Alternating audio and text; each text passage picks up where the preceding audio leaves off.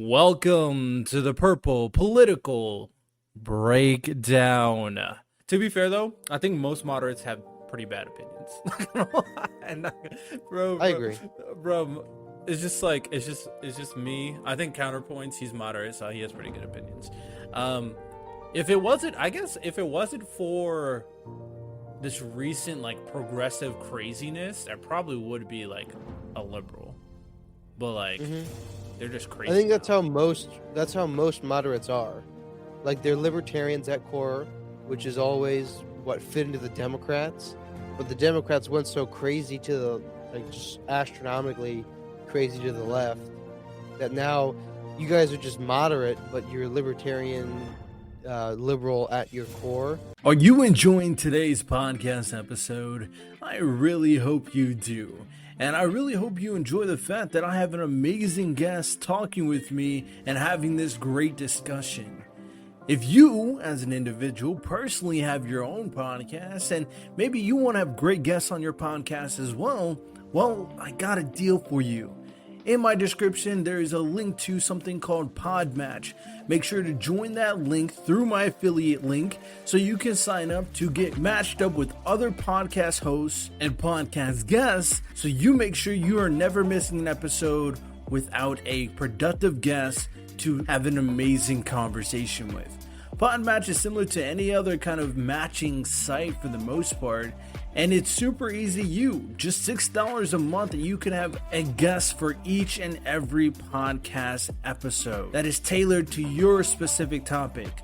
So again, join the link in my description and join Podmatch now. Do you want a great website like this? This is my podcast website where I direct the audience to come to, watch the content, listen to the content, read the blogs, and much, much more. If you want to have your own customizable podcast website, then join my affiliate link in my description to sign up for something called Podpage, and they can help you customize an easy podcast website for your personal podcast. Sign up to get a discount now. Again, use the link in my description to join Podpage now. Welcome back, ladies and gentlemen. I'm your boy. I am your guy. I'm your host, Riddell Lewis, and I'm here with my co-host, Jonathan. How you doing, my guy? It's been a while. It has. How are you? I'm doing all right. Seeing all these, Republicans in my feed has been a lot of interesting since I started talking about the Republican nominees and debate panel. I don't know if you saw my recent Vivek video. I watched some of it. Yep.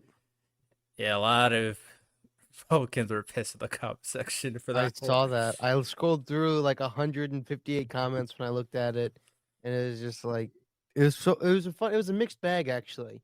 I was surprised. There's a decent amount though, agreed with me. Decent. Yeah. I think it's, from everything that I've heard, people are relatively split on Vivek right now, which I think was kind of his goal in the whole debate, was to be a lightning rod. But it's pretty split on him. I would say this. The only thing that surprised me in the comment section is that some people said that he's a better version of Trump, which when I heard that, I was like, wow. I don't know if this was Vivek's goal to be the better version of Trump. But I have opinions about it. I don't know if we're gonna still talk about dating. Oh, no, we're not. The guest is not showing up today, so we're actually going to talk about the Republican panel again. Now, I did drop an episode giving my own personal thoughts about it, but I thought it would be appropriate to have other thoughts, of course, yours, since you are Republican, and have a little bit back and forth before we kind of move on from this conversation until whatever else happens. Sure. So we'll dive into that in a second, of course. Before we dive into that, I'm going to read off a review. It's been a while since I do that. Make sure you guys leave a review in Apple Podcasts. Leave a 5 stars on Spotify. You can do that on my website, www.purplepoliticalbreakdown.com. And I'll try to find other content to read comments as well, because you guys leave comments in a lot of places, so I'm gonna try to get read a few from other things as well. But with that said, this review says, certainly challenge my viewpoint, and in general it can be a bit difficult to follow because of the overall cadence, I will slow down. I can, talk a little fast. Um, and speed with which the host delivers his speech. That said, it conveys his enthusiasm, which I can appreciate it. Appreciate you, my guy. That's what I try to do. Sometimes I notice I talk fast. But I gotta calm down, be calm, cool, and collected. That's how you Hmm. capture the people. You know what I'm saying? Get that Oh yeah. Trump cadence. You know what I'm Haha. saying? Yep. um, Before we dive into the main topic, talking about the Republican panel, and here's some back and forth regarding that and the nominees, we're gonna do our "What You Need to Know" segment, and I'm gonna do a deeper question that I'm curious. There's another question that is so deep. It's about marriage, and honestly, Oh. that will be a controversial episode when we dive into that. But this is a Well, different let's hear question. it while I'm here. Well, I don't. I'll make sure you're here for the episode where I ask this deeper question, and it's going to be about the standards of marriage and what it should be. But we'll just hold our horses for that. With that said, what you need to know, what is going on in society today. The BRICS alliance announces 6 countries will be joining its bloc of developing economies. The alliance, comprising Brazil, Russia, India, China, and South Africa, invited Saudi Arabia, Iran, Ethiopia, Egypt, Argentina, and the United Arab Emirates to join starting January 1st. Now, there's some, voices from a lot of different sides. As of right now, BRICS currently represents 40% of the world's population, over 25% of global GDP. With the additional countries, they'll claim 46% of the world's population and more than 30% of the global economy as they try to replace the US dollar and try to replace the US economic power. With that said, if you look into GDP per capita, the America and its allies destroy all these other countries. So, not as terrifying as people try to make you believe, but it's definitely a situation we have to consider for sure. Another thing that's going on is the Maui County sues Hawaii Electric over alleged role in sparking deadly wildfires.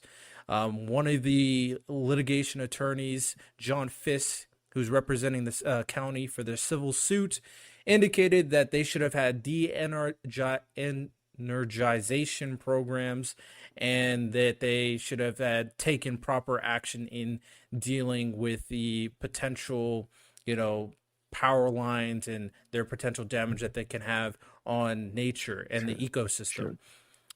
Now, the president did come back saying that they did not have a de-energization program, so I don't know why they brought that up. And a program like that could be very damaging to all the uh, people who are um, medically inept, who are relying on power from these systems, and potentially having this program can make these medical systems shut down, which could be a potential issue, is one of the things they argued. And the last thing, the Department of Justice is suing SpaceX over alleged discriminatory practices, violating the Immigration and Nationality Act because they won't hire anybody that was not a U.S. citizen or had a green card. Basically, they're saying that they're discouraging asylees and refugees from applying to the company, and the Department of Justice says that is bad. So, a few things going on in society. What do you think? Yeah. Yeah. I think that's a ridiculous thing to sue a company over. Personally, I think if he wants to hire people who are from America, I don't see the problem with that. Maybe I'm misunderstanding that to a certain extent, but I think um, I think that's kind of silly. I think the Maui thing, I think they should do anything that they can do to get money and to get support for, the rebuilding of their homes and economy and city in general.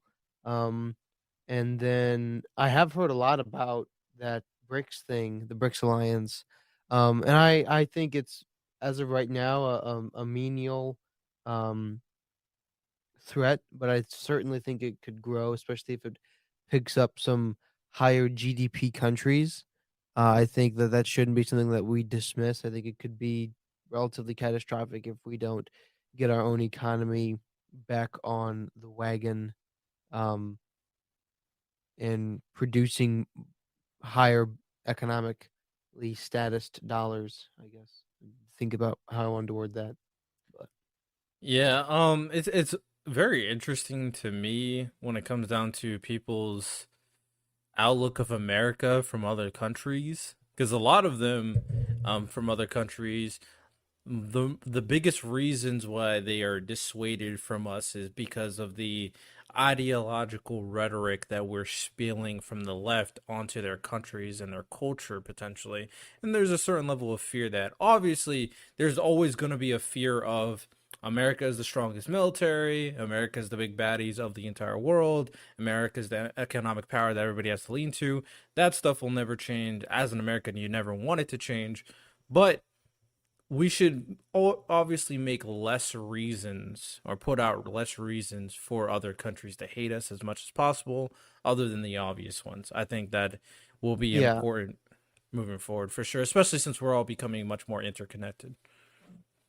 yeah, I don't think there's much that we can do about countries hating us as long as we're acting morally and justly. Um, but certainly we should encourage people to be trading with us and to build alliances with our dollar, not trying to undermine our dollar. And that's I think one of the reasons that they're able to even undermine the dollar is because the dollar's been getting worth less and less over time, and so this is an ability when the hand is strong and it's worth investing with that. There's no reason to undermine it. Just like when you have a good, just king or a good, just government, you're not really concerned about undermining him.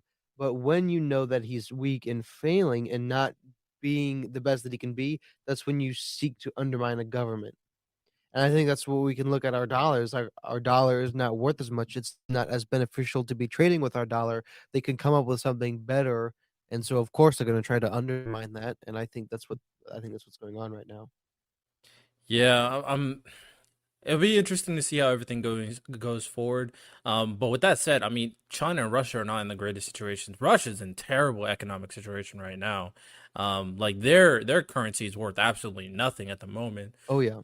And China, they're like in a weird situation too. Obviously, they're still a powerhouse, but like their people and the humanitarian crises that's happening in China is getting worse and worse. It seems they're Oh yeah. even having trouble like keeping their population up. So China and Russia are trying to do things, but Russia's in this war with Ukraine, and China is starting to look at Russia like, hey, you might be going a little too far, honestly. And they allegedly they were like, hey man, you may want to chill. So we'll have to see what goes on with that. Oh, speaking of Russia, and I might as well bring this up since Jonathan's here. What do you think about the alleged assassination of the Wagner Ah, Group of leader? Yevgeny Prigozhin. Yeah. Oh yeah, man. If you what's the saying? If you swing at the king or if you shoot at the king, you best not miss. Um, he took a swing at the king. He shot at him and he missed. So I'm like you should know better if you are a crooked warlord sort of person who runs this real like black ops military contract company who you've been doing backdoor. If you are literally that person and you are coming for somebody who is also that person, like the former head of the KGB, has like rigged elections since he started, has a track record worse than the Clintons, I would say, of potentially of chefs mysteriously slipping and falling and of couriers just disappearing. Like you should know, like, oh, he's not just gonna let me get away with this. Like, come on now. Come on now. I think that's you shouldn't have got on a private jet and flown right past Moscow. Like, come on, guys. Yeah, that was L move on their part. But I But am curious on the reception of Putin doing this in Russia, unless they kind of he didn't even concealed address everything. it. I guess as far as I know, he did a press conference like a day after it happened and didn't even say a word about it. Didn't even Technically, it is all acknowledge it. alleged, so like, I guess he Well, doesn't have to talk about it. they saw the plane crash, right? I mean, everybody knows that the plane crashed and that he was Yeah, on it. I'm sad if there was like innocent people on it, but to my understanding is it was him and some of his staff on his own private jet. yeah. So like it's sad, but it's also like, are you surprised? I mean, I'm if not you're in that surprised. field, you only can't feel sorry for them. Uh, so much, so much. Well, yeah, very surprising situation. Russia doing Russia things, so I guess we can't really be surprised at the end of the Russia day. do what Russia do. Exactly. With that said, let's dive into a deep or deeper question of the day before we dive into the main topic, of course. And that question for you, Jonathan, we'll talk about a little bit. Is hitting your kid in any situation child abuse? Or every situation child abuse? No, Why? no. Excuse me. Um, I suppose I should clarify, right? Like, what do you mean by hitting? So, well, the reason why I stated it that way, so like anytime a parent puts physical harm, like smacks them, punches them in the arm, anytime that happens, we're setting a standard first. So, anytime that happens, would that be child abuse? And you said no. And No. I would also say no. But obviously, we have to go deeper to okay, what exactly you qualify as child abuse, and what do you exactly qualify as justified punishment in terms of smacking your child? So there's a couple things. And it's funny that you say this because my dad has just preached like 3 sermons on discipline and how we're to be disciplined and how a just and moral parent is to discipline their child. One of the things that the Bible is very explicit about is spanking. Um, and spanking your child in the appropriate manner is the best thing for them. Um, it, I could quote a bunch of scriptures about it. That there's obviously the one spare the rod, spoil the child. I think that one's misused and misapplied sometimes. But there's a study that I can send you. I can ask my dad for it. Mm-hmm. That was a very famous study that we actually talked about in my psychology class. Um, because it was coming out that the study was a bad study uh, during the time I was taking the psychology class and during even the section that we were talking about raising children. And what this study had claimed, and this was a study that was standing for like 14 plus years, and it said that spanking your child is bad for them. But they didn't do the study right. It wasn't conducted very well, and they missed a lot of it. And what they found out when they revamped the study and like applied a slightly more rigorous standard is the children who got spanked appropriately turned out to be the most productive citizens in every single category, in every single standard, by every single metric. They made more money, they were married for longer, they had more children, they were got higher educations, they contributed back to their society more by every metric. So Okay. no, spanking Yeah, send me that not study, so I want to get in the habit of putting all research yep, links for the I will. podcast. But yeah, go ahead. Um yeah, so that alone proves that spanking is not child abuse. And what can There's you a define what you mean by appropriate spanking? yeah. So the way that the Bible lays it out, and the way that in this to have the best outcome, this is the way you do it. Just like with our legal system, it must the correction and um, the rectification must happen instantaneously, as fast as possible. Science has shown 3 seconds.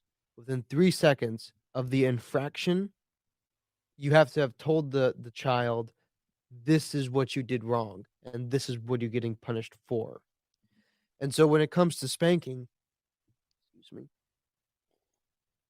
when you do something wrong, immediately say, this is what you just did wrong, and now there's going to be a punishment. And so for me, it looked like I infracted. whatever I was doing, and my parents told me to go up to my room, or not my room, the office. And then they'd come up, and what they did that I give them credit for is they never spanked me when they were still angry. So if I did something very egregious, like one time broke a very expensive vase because I was goofing around and doing something I knew I shouldn't have been doing, because I never got spanked for doing something, which is another key thing. I always got spanked for disobedience. So when I was jumping on the couch, they said, "Stop jumping on the couch." I kept jumping on the couch, and I broke the expensive vase. I wasn't getting spanked for jumping on the couch. I was getting spanked for disobeying a direct order from my parents. Anyways, when you're angry, you don't discipline your child. You calm yourself down first. If you can't keep yourself under control, how are you going to get them under control? Once my parents were under control, I got spanked, and I was told, "This is why you're getting spanked again." So I was very clear on this is what I was getting spanked for. And then afterwards, they told me that they still loved me, and they bound up the wounds afterwards, which is the biblical context for it. When you don't do all of those things, that is when I think you encroach upon child abuse, right? If you're doing something wrong and you just come up and smack your kid on the back of the head, that's none of that is right. They don't know what they're getting hit for. They're there's a lot of miscommunications there. That's an improper hit. You're supposed to I always got spanked on the butt. That was it. That's the only place that you got spanked in, was on the butt, because you're not gonna do any sort of lasting physical damage. Like, if you smack someone on the arm repeatedly over and over and over again, aggressively, you can cause some serious damage. Can't do that on the butt. So there's a and this is what my dad said. You also never got I never got hit by a hand. This is a point that my dad made. Hands are made for loving and caressing. You don't hit with your hands. So, honestly, a lot of the things you said are very interesting. Very interesting. I'll come at this from my approach. I understand why people would say like, or people are wary of like smacking your kid. Obviously, a lot of this comes from either like a trauma or you know a circumstance in the past where you're completely off-putted. Those that's just like human nature. When they go through something that they can't kind of conceptualize, they're going to just steer away from it. At the end of the Mhm. day, because Yeah, like for me, I was hit as a kid, obviously. Now I live in a very a traditional islander culture, life, family oriented stuff.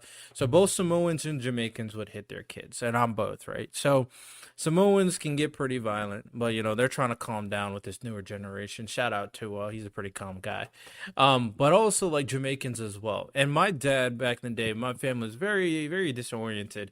And my dad back in the day was going through a lot, of course, and a lot of when he would go, he definitely fed into the anger. He definitely went too far because he would hit me with a belt, and it would like whip on my back, and it would be like I got I'm not gonna say what I was about to say. It would have been a tasteless joke. Nobody would have appreciated it, but that would happen. I would go to my school and my friends would go like, "Bro, what is these bruises on your back?" I'm like, "Bro, I got cooked, bro." Obviously, as a kid, that was very devastating, of course. And my dad learned from his actions and matter of fact, my half siblings, he'd never hit to them. So he went from one extreme to another extreme because yeah, you could my sister, my full blooded sister says our half sister, and that she's kind of spoiled because of how our father treats her.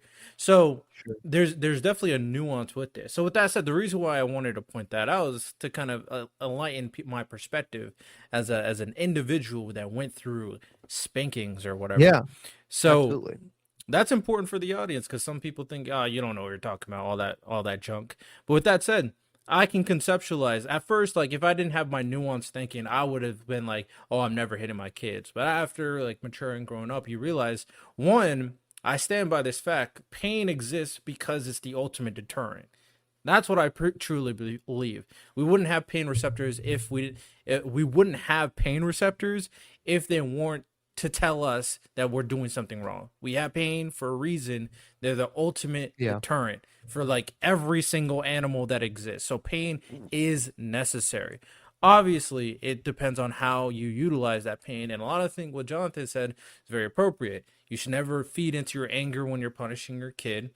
You should obviously, show the more compassion and love than the punishment. Because a lot of families that are doing, like, child abuse is prevalent, is all they see is punishment. All they see is smacking and getting hit Yep. with a belt. That's all they see. They don't see the compassion. They don't see the love. So you Yeah. definitely need it there, and it needs to be controlled. Obviously, you don't want to be like, my family went back in the day where they would just grab anything and just start. Hey man, we're swinging. Hey, electric cord, swinging. Hanger, swinging. Hey, anything in my hand, swinging. You don't want to be like that. It needs to be controlled. They need to understand, because sometimes when kids, especially, they don't know how to rationale logic yet. So the best way you're going to deter them is going to be brief punishment, to associate action bad. That's the simplest way you can associate a bad action, is pain Yeah. associated with the bad action. So Yeah, there's something to be said for that, but it's not quite that simple. As you said, kids can't rationalize, right? So let's use the example that I had before. There's the concept of, like, the Pavlovian training, right? Training the dog. I'm not a dog. I'm a person. I'm a human. I'm sorry for all those people out there that are like, "Oh, my child is my dog." No, it's not. Your dog is your dog, and dogs are great, but they're not your children. By the same metric, I'm not a dog. I don't want to be trained like a dog. If I'm bouncing on the couch and then my parent says, "Stop bouncing on the couch. Keep bouncing on the couch. Knock the vase over." And then immediately, like you said, someone starts swinging at me and I just get hit and I feel pain. I don't know what I'm getting in trouble for. As a child, I can't rationalize which of the infractions did I get in trouble for. Was it bouncing on the couch? Was it breaking the vase? Or was it disobeying my parents? Maybe I'll associate all three.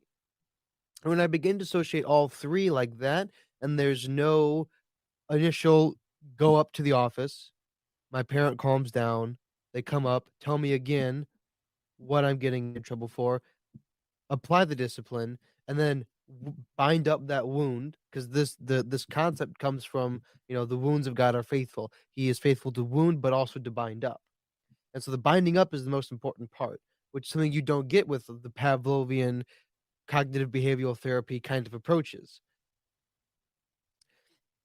When you do it like that, there are higher chances that you begin to fear your parents because they're not disciplining you appropriately. And I don't know what your particular experience has been, but I know other people that resent their parents because they got disciplined physically.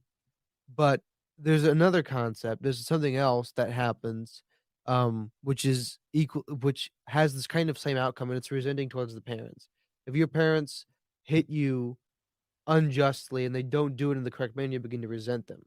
But if you never get disciplined either, if you're the child that never gets disciplined, never hears the word no, you will also eventually begin to resent your parents because there's a key part of the relationship between children and parents that's missing. That's discipline and correction. Because parents, just as our heavenly Father, I think this is a particularly fatherly role. Our heavenly Father has a goal for us. He has something that he wants us to. He has a vision for our future that is better than our own because he's wiser and smarter. Just as our physical father, they're typically, not always, wiser and smarter because they have more years, they have age. There's the owl of Minerva flies at night, and that is the owl of Minerva signifies wisdom and flies at dusk rather, and that's age. It's referring to age. And so our parents have a better vision for our future than we do, and that's why we are corrected.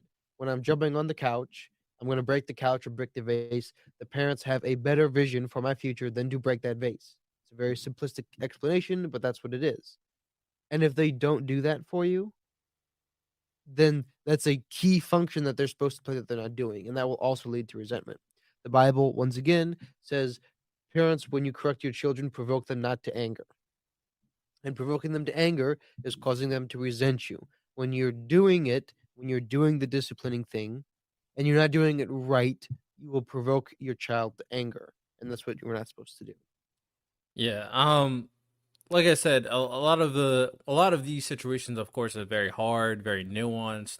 And if you're just one of those parents to kind of provide y'all an alternative, if you're one of those parents and you just refuse to put your hand on your kid for whatever reason, which is perfectly fine, I still think you should abide by the idea that just talking to a child is not going to solve your circumstance. It's not going to help them understand because they can only understand so much based off their limited experience and their, more simplistic brain function at the end of the day. So pain, I believe, still needs to play a part. And there's other ways you can go about it. Obviously, you can make them stand on the wall and do a wall sit. You're gonna get pain from a wall sit right there. You can make them do push-ups. There are other ways to kind of abide by a sense of pain so they understand that the action that I just committed, and this is what people do back in the military. This would, if you're in sports, hey man, run laps. Like there's a reason why all these things happen. Running laps is not going to help you be a better football player. You're running laps because you were bad, you sucked for whatever reason. Screwed up. Yeah, exactly.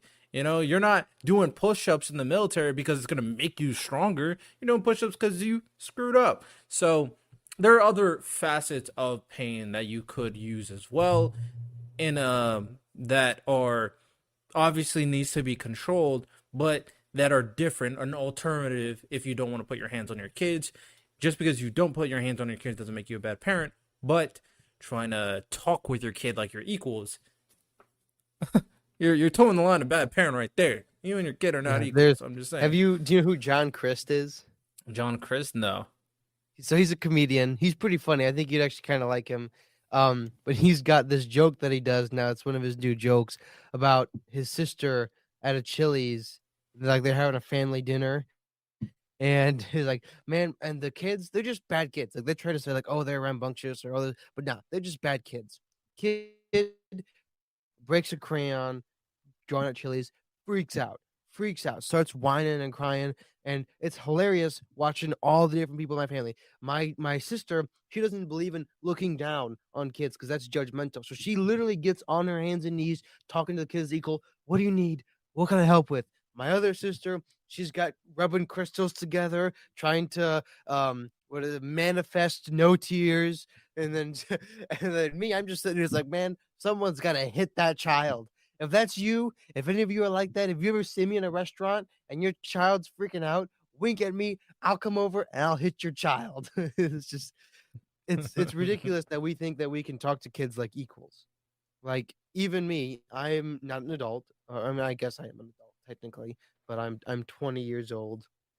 Even I'm not the same. Someone who's older than me, they can talk to me to a greater extent. But there comes a point in time when somebody who's older and wiser than me, such as my dad, often, and he'll say, "Listen, I know what's best for you." At my age, I can decide if I want to take his advice now. Most of the time, I'm going to opt to do it because he's smarter and wiser than me. If I was 12, it's a different story. It's and less and less of a story the younger and younger I go back. There's a certain point where we simply defer to people who are wiser than us and smarter than us. And Exactly. if you try to have that conversation with a young kid about listen to me, I'm smarter than you, you should do what I say. At some point you say, no, you don't have that option. You're going to do what I think is better for you. And you can't do that to other people's kids. I mean, sometimes you can. It depends on the relationship you have with the parents. But when Yeah. it's your own kids, you shouldn't be trying to rationalize a logical argument through the Socratic method with a 3-year-old or a 5-year-old. Exactly. But with that said, you know, you can always have an honest conversation with the kid though. So, it's very nuanced. Parenting is hard, with that said. But if you want to learn some good tips on parenting, check out our Nathaniel Turner episode where we talk about roles of parenting, of course. Great episode right Go there. back. Yes, There sir. Okay, so let's dive into the main topic and talk about some of the Republican nominees. Now, I actually did a ranking of the nominees. I don't even remember the rankings, but I can kind of remember the generalized order. So let's obviously talk about some of the bottom nominees and then move our way to the more popular ones, of course. Stop right there. Yes, this is a little mini ad. Don't skip. all I want to tell you right now is that at the end of the day, when it comes down to all the discussions I want to have, I want to be able to communicate with you, the audience. I want to be able to relay a message and receive a message from everyone and try to come up with these great solutions that I keep on talking about. So if you want to be part of the community, make sure you go to the website and sign up for not only the email list so you can get weekly emails from me for the podcast episode, informational sessions, all that great stuff, but also sign up to go on my Discord so you can be part of the discussions, debates on my live streams. So be sure to go to the website www.purplepoliticalbreakdown.com and go to the email list, sign up, and go to the Discord and join the server. Now back to the episode. First things first, did you hear what happened to Larry Elder? Apparently he's suing the RNC because there was some screw up with him and his votes. I know exactly what it is. I was actually really considering working for his campaign for a little bit. Larry Elder guy. Okay. Volunteering for his campaign. Kind of. It was just a good opportunity that I thought would be beneficial, possibly. He's honestly not my favorite candidate. But I liked him. I like him a lot, actually. But what happened is he had a poll. I forget the exact name of the poll, but somehow or another, it can be tied back to Trump. And so he submitted his 3 polls that put him at 1% or higher in the vote. Yeah. So he had all of his contributions, but because it was an affiliated poll somehow with not even the Trump campaign, but like a holding of Trump, like somehow there's traced something back to him. They said that doesn't count. And so they cut that poll out, and they didn't really give him enough time to look for another poll to submit. And so they just said, "Oh, you can't come to the first debate." And so he because said, of that. Ridiculous. That's ridiculous that you didn't tell us that. You didn't say that this is classified as a poll that you can't use, nothing like that. So I think he's very justifiably angry with them. I agree. He definitely justifiably angry. It would have been interesting to see what he brought on the table because from what I've seen, and I've seen very limited, he at the very least actually stands out a little bit more than some of the candidates. Who am I talking about? Well, for one, Tim Scott had no presence on the panel. He didn't offer much. I didn't hold him in high regard. He didn't really say anything of note or of worth, in my personal opinion. So Tim Scott, I thought, was a pretty forgettable, and I think he's probably the most forgettable one. Now, you did say Burgum, and I would argue Burgum. I know. Presence-wise, I would agree. He is pretty forgettable. But if you actually listen to what he said, I think he actually said something versus Tim Scott. I don't think he did. Tim Scott said he was going to fire 87,000 IRS agents. And I'm like, you're just going to fire the entire IRS? Man, well, that's all the new people that they hired. They hired those 87,000 new employees. And they're just going to fire them all. Yeah. Out the window, all these IRS agents.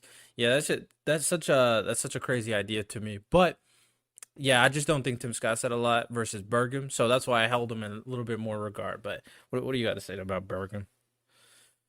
I think he has stupendous eyebrows. I think that's his defining feature. And being a man, as Ben Shapiro said, and I'm not a huge Ben Shapiro fan. Like, I like Ben Shapiro. He's not my favorite in the whole wide world. But he said, Doug Burgum, a man famous for his eyebrows and being a man named Doug Burgum. And that's pretty much how I feel about Doug Burgum. Honestly, I thought when I was watching the panel, I was giving points based on what you said, not like I'm sometimes if you did something really like witty, like politicky, I gave you points. Like I gave Chris Christie a point when he called Vivek Chat GPT. I don't lie. I gave him a point for that. Yeah, I know. I saw that. And I think I gave Nikki Haley a point. Or, yeah, I think I gave Nikki Haley a point when she said something about Vivek not knowing what the hell he's talking about when it comes to foreign policy. So, sometimes I give you, some politicky points. The things that stood out for me when it came to Burgum is I think he's consistent when it comes to certain stipulation when for the federal government and their powers, because he brought up, I believe he brought up the 10th Amendment, and I think this is important because I've said this before. Like, if you're going to say that the federal government should have limited power, but then tries to give them another power to create a federal type ban on abortion, then I'm like, at that point, you're kind of being kind of inconsistent. Now, obviously, I get the moral right. At the end of the day, morally, if you stand by that, I empathize with you, but it's bad to set a precedent of limited government, but also start giving federal government powers Well, when you I want think to. I understand what you're saying, and I agree. And we've had the discussion that there's a lot of things that shouldn't be in the federal government's purview. However, I think that, you know, we have certain rights that are given to us by the Constitution, by the Bill of Rights. The quote "life, liberty, and the pursuit of happiness" is not in the Constitution. It's in the Declaration of Independence. But what is in the Constitution is the concept of creating a better life for ourselves and our posterity. Is and how are we going to have a posterity if we keep killing them? Um, I think that the government, if their job, which I've said this, so this is consistent with my views. So this on the podcast before, their job is to ensure the human flourishing. And if you're going to ensure human flourishing and the flourishing of your citizenry, they have to be alive to be able to flourish. And so, yeah, you can make the argument that there can be a more limited government. But limited means that they have their hands in fewer bins, right? They have their hands on fewer pies with different plate spinning stuff. I think one of the things that they should have their hands on is living a just and moral life with actual life, like actually being able to exist. And that would mean making a federal abortion ban. Now, I think when it comes to the candidates and who expressed their views on pro life the best, I think Nikki Haley did a good job. I think Mike Pence did a good job. Shout out Nikki Haley. I think DeSantis did the best because his was the simplest and most straightforward. And he encompassed both sides of the argument, and that it is good and just and necessary for our candidates to be pro-life, because that's a core value of the Conservative Party. So he said, I'm simply pro-life. But he also then stipulated, he went on, I don't remember exactly what he said, but he stipulated, and I'll do whatever I can to push forward that agenda. Look what I've done in Florida. The problem with Nikki Haley is she tried to put herself out as pro-life, but then like backtracked and said, but it's not really going to happen. So why are we even talking about this? Yeah, And I don't think that's what she did. Now, when it no, comes, well, to, do you want to say something else? yeah. So let me finish with that. It's true. She is correct that it's going to be unlikely to get a federal abortion ban because we don't have the House seats in the Senate. But I think she is, and I think this is kind of a lot of people's misconceptions, and when they're viewing the Republican debate, that Republican debate had nothing to do with putting forth the most nuanced points. That was about swaying the general election, or the crowd there was about swaying the polls. And when you try to have the super nuanced conversation that she was trying to have on that debate stage, she's gonna just make herself actually look silly in the eyes of most people, which is how most serious conservative and Republican voters kind of felt about her afterwards. She did good. She did far better than she was expected to do, but she didn't knock anybody's socks off because she wasn't doing what some of the other candidates were doing. That debate stage, there's too many people to have a full in-depth view of your political views. And when you say something like it's never going to happen, then you open yourself up to the attack of which she was attacked on, is like, oh, well, you're not pro-life enough. But DeSantis, that was like probably the best thing DeSantis did the whole night, is give his pro-life stance in the manner that he gave it. So when it comes to DeSantis, if I'm thinking about everything that DeSantis did, I might give you that might have been his best moment because everything else was terrible. Honestly, DeSantis did not stand out for me. I think he tried too hard.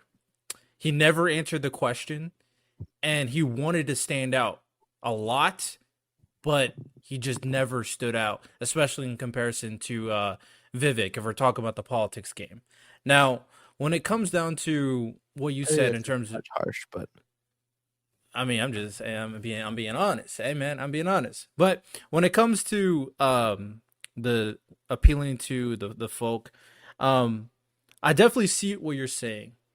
You gotta play the politics game to appeal to these people who don't really understand this stuff. That's how I'm gonna put it. That's from what I've seen. I just don't think people understand this stuff. They want to appeal to very generalized, ambitious statements that really have no substance. I was actually watching before I started streaming on, or maybe I was doing a podcast episode, one of the two. I was watching the Daily Wire doing the debate, and they were talking about their everything. backstage thing. Yeah, they're talking about the backstage. They're talking about everything before the debate panel, and a lot of them were talking about a lot of candidates. And when I think Shapiro brought up Vivek, he was like, he compared Vivek and DeSantis. He said DeSantis was an individual who just like he gets stuff done, but he like sucks at the politics game. And then Vivek doesn't get anything done, says a lot of crap, but he's really great at the politics game. And that's Yeah. honestly that's exactly how I feel about Vivek. He says a bunch of crap, So but he's really good at I the think politics game. But one more thing when it comes to Nikki Haley is that for me, I don't think she backtracked when she said it's not going to work. I mean, from what my understanding on what she said is that there are certain standards that we should abide by, and she named like 4 or 5 standards that are very, very reasonable for both sides in terms of bipartisanship. But she says a federal abortion ban is unrealistic based on the same thing that she was talking about. The Democrats and Republicans will never yes. objectively agree on this. And this goes back to Bergham's point at the end of the day, is if we can create an objective standard that everybody agrees with, not just Republicans, that everybody agrees with in terms of life, because I do think you can do that. And once we do, because most people on the left don't agree with like um like a late term abortion anyway. Most of them don't agree with that. Most of them don't think you should have an abortion till birth. Most people don't agree with that. But there's not an objective standard. There's some people who say 6 weeks. There's some people who say 12 weeks. Some people say 18 weeks, and Yeah. that's what they try to figure out when So it comes to life. If you don't have that differentiating feature, what's going to happen is like we're gonna have potentially a Republican up there. He's gonna make this federal abortion ban for 6 weeks, and then a Democrat's gonna come back. Oh, the 6 weeks is way too loose. I'm gonna change it to 12 or 18 weeks, and then it's just gonna keep on going back and forth, and we're gonna have the same problem we had when it came to Roe v. Wade in the first place. So we're just going back to a situation we were just under. So I agree somewhat. And I'm not making the accusation that Nikki Haley is not pro-life enough. I did go back and I did a little bit. I tried to find as much as I could about what her policies were. I couldn't find a whole lot. Um, what I'm saying is that is practically speaking, for the purposes of that debate, what she did. So for the purposes of that debate, she said that she was pro-life, but then by initiating that conversation, the way that she did, at the timing that she did, effectively opened her up to the critique that she's not pro-life enough. That's what I was saying. And so I don't think that was the right time for that kind of a discussion because Vivek played that game right. That's why everybody by and large practically says that Vivek won that debate because he got the most eyeballs. I think Mike Pence technically had the most talking time, but that's because he talks so slow. Um, Facts. that he just took up the most time. But Vivek, the camera was almost always on Vivek, right? And that's what you wanted in that instance. You wanted more people talking about him because now more people are going to watch his old clips. And your accusation of him that, and we can talk about Vivek now, but your accusation of him is that he didn't really talk about any policy. Well, the thing is he played that game right because he didn't talk a lot of policy. He wasn't up there giving his nuanced perspective on things, but he got more people to know the name of Vivek Ramaswamy. He made, I think, some big errors. I'll give you that much. But now more people are going to be following him and actually finding out what his policies actually are. As for the Daily Wire and the backstage thing that you're talking about, I was also watching that. I didn't get to The watch all of it. I watched a good size. I probably ended right after they started talking about aliens, and then it was like, what? yeah, The aliens, bro. That just take over the yeah, conversation. that's Um, hilarious. well, I would say this real quick. I'll say this before we dive deeper into Vivek. Is that I agree that he played the politics game really well. I've said that consistently that he plays the politics game extremely well. Like he obviously played it the best there. I would say second best would probably be I would argue second best was Nikki Haley personally because I don't think DeSantis said much, but he tried to play the politics game. And if you want to say Chris Christie, then I get maybe Mike Pence. You could argue too, I think Pence but did pretty well, all things considered. I think I actually gave a decent amount of points for Pence, actually, without everything considered. But we'll talk about both Vivek and Pence. But the point I'm going to make here is I get the politics game and I get the purpose. I personally hate the politics game because what at the end of the day is just a bunch of false promises, a bunch of manipulation of the people. And when you have people like myself, like you, like people from the Daily Wire, like people from Young Turks, when you have people who actually understand what's going on in the country and the politics, and you listen to people like this, and to be fair, not everybody's going to understand, so I get it. But when you have people like us listening to something that like what Vivek is saying, you realize that it's just manipulating the people. He's just playing a personality. He's none of the stuff he says is going to actually happen if he magically got into office. So it'll just be a bunch of false promises, a bunch of people disappointed who actually wanted these things get done, and then we would have 4 years of nothing happening. So my position is that I understand the politics game. I just want to make sure, I just want to help other people, more people, understand that this guy is just playing the politics game. He's not going to actually do anything he's saying. He may believe what he's saying, but all this is unrealistic standards that he's trying to put out there, and all of the things that he's saying is stuff that, if they magically did happen in the country, could destroy the nation, in my personal opinion. So that I want more people to understand that it's go beyond the politics game and really think about Yeah. how the country should be run. So that's how So I approach it. there's Go a ahead. couple things with that I kind of agree with, and a couple things I disagree with. Um, I think the politics game is fine. That's what they're doing. I think if you can't look at it with humor, then No, humor's fine. Lying is my no, issue. I'm saying no. That's not what I'm saying. I'm saying observing the politics game and being angry with it. Maybe, and I'm not leveling this attack at you. I just want to No, you're like for good. You're good. people like because this is kind of how my mom is, right? Is it makes her angry? Like, why are they attacking each other? Like, I'm on a YAF group on my campus, and that's what they're like. Why are all the candidates arguing with each other? It's like, what do you mean? Why are they arguing with each other? Like, they get upset. Like, why does Trump keep attacking DeSantis? They're on the same team. It's like that's why they're attacking each other because they're running for the same position. Yeah. That's politics. And if that upsets you, maybe you shouldn't concern yourself with politics. If it's just going to like agitate you, like it's an important thing, yeah, but I mean, that's part of the process. You kind of just it comes with it. Now, Well, I I'm actually interested. agree to that. I agree that the debating is important. Yeah, The attacking of positions is important. Attacking of character, I think, is lame and cringe. But I agree. positions is important. All that stuff. My big thing here, my framing is lying, and that's the big thing. When you're just going out there Yeah. lying and manipulating So, people and just playing a yes, character. absolutely. This is what I think. This is when it comes to Vivek. This is I think is the issue with that accusation.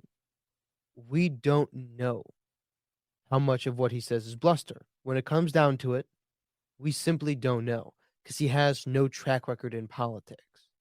This is the same accusation that people made about Trump. We how he's just saying a bunch of things. But we didn't know. And when he got into office, he made good on a hefty portion of those promises, as much as he could. I think this is one of the big differences between I don't Vivek even know if that's and true. I'm Trump. sorry. I don't. How much promises did he really keep?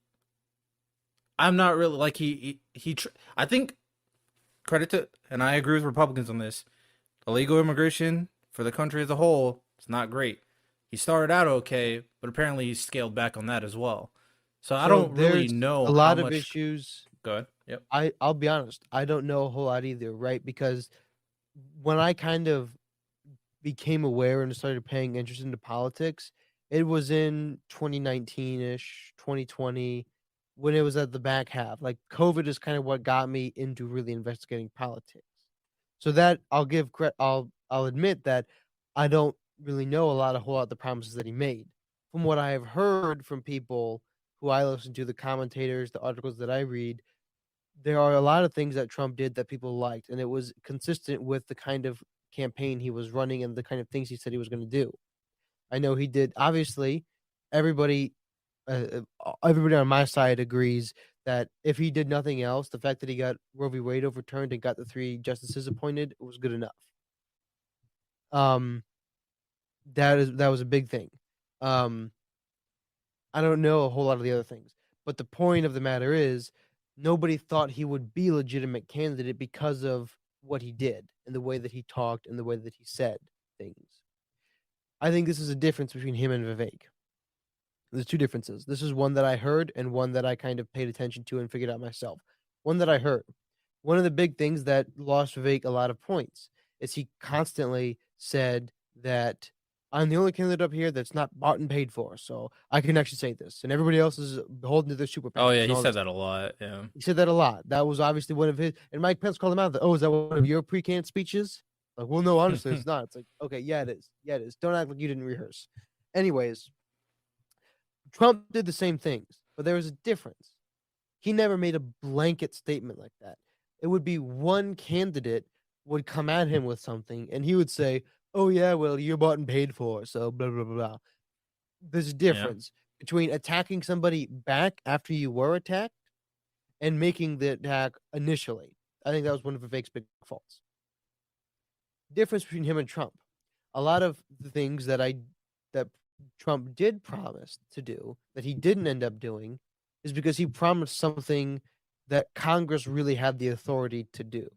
Yeah. This is something that I've paid attention to, and I'm sure I haven't caught all of them, but a lot of the things, and Vivek said this himself. I don't know how consistent he has been with it because I haven't listened to every single speech that he's given. One of the things he said is all of the promises that he has been making have been within the presidential purview. So a lot of it has to do with reform of the bureaucracy, which is part of the EOP, Executive Office of the President, Yep. which means they're technically his employments. And he has been very specific to point out, listen, I'm going to cull a lot of that.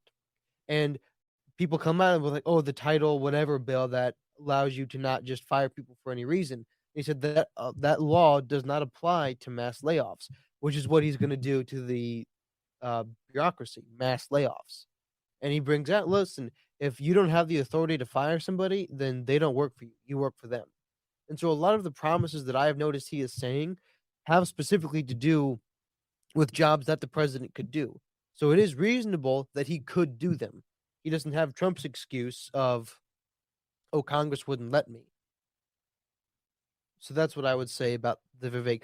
I agree, and it seems that he has some fluctuations with his policy and what he's putting forward Yeah. and what Some he people believes did in. bring up But it that he seems, said a few things that he said that he said something completely different in a book that he wrote, and people called him out for yeah, that on the debate panel. I never read the I'm book, not so I don't sure. know how true that is. I'm not sure. I've read some of his book, but it's also like, oh, I would kind of want, like, if you are we not allowed? Are people not allowed to change their opinions anymore? Like, is that a Well, I thing? don't know. I don't know if Vivek admitted that he changed his opinion. So, That's true. But Trump has done that all the time. well, He Trump is said a he's liar. like So Trump's done so many things like that. So come on, guys. Like that's not a that's good comparison. See, okay, yeah. so this is me. Trump, I don't believe he's done anything. Oh, not anything. Let me draw back the hyperbole. Let's be factual gentlemen up here. I don't think Donald Trump did a lot, especially compared to the promises that he said he was gonna do when it came to president, running for president. I think for the most part, and watching that Daily Wire thing, there's a lot of things that I actually agreed with, like Shapiro and Clavin. I agree with a lot of the things they both said. I think Clavin's one of the most articulate. Yeah, him and Shapiro said a lot of things that I agreed with, and one of the things they brought up, which I agree with, Get is you that on the Donald good Trump side was, of it, baby. We'll huh? get you on the Daily Wire side. We'll get you on my side. Keep listening to them. The problem with the left, they don't have a good collective of like intellectual individuals. Honestly, the only one I like right now is Destiny. Shout out Anna Kasparian, you're coming on the good side. The Young Turks overall suspect. With that You don't said, like them? they say they were one of those people that was saying to just a bunch of like crap before, bro. Like they were saying like stuff about Kyle Rittenhouse as a murderer. Like they were one of those people that were just Okay. way too progressive for my liking. Like think logically. Come on, use your brain. So Anna Kasparian is coming around though. Shout out to her.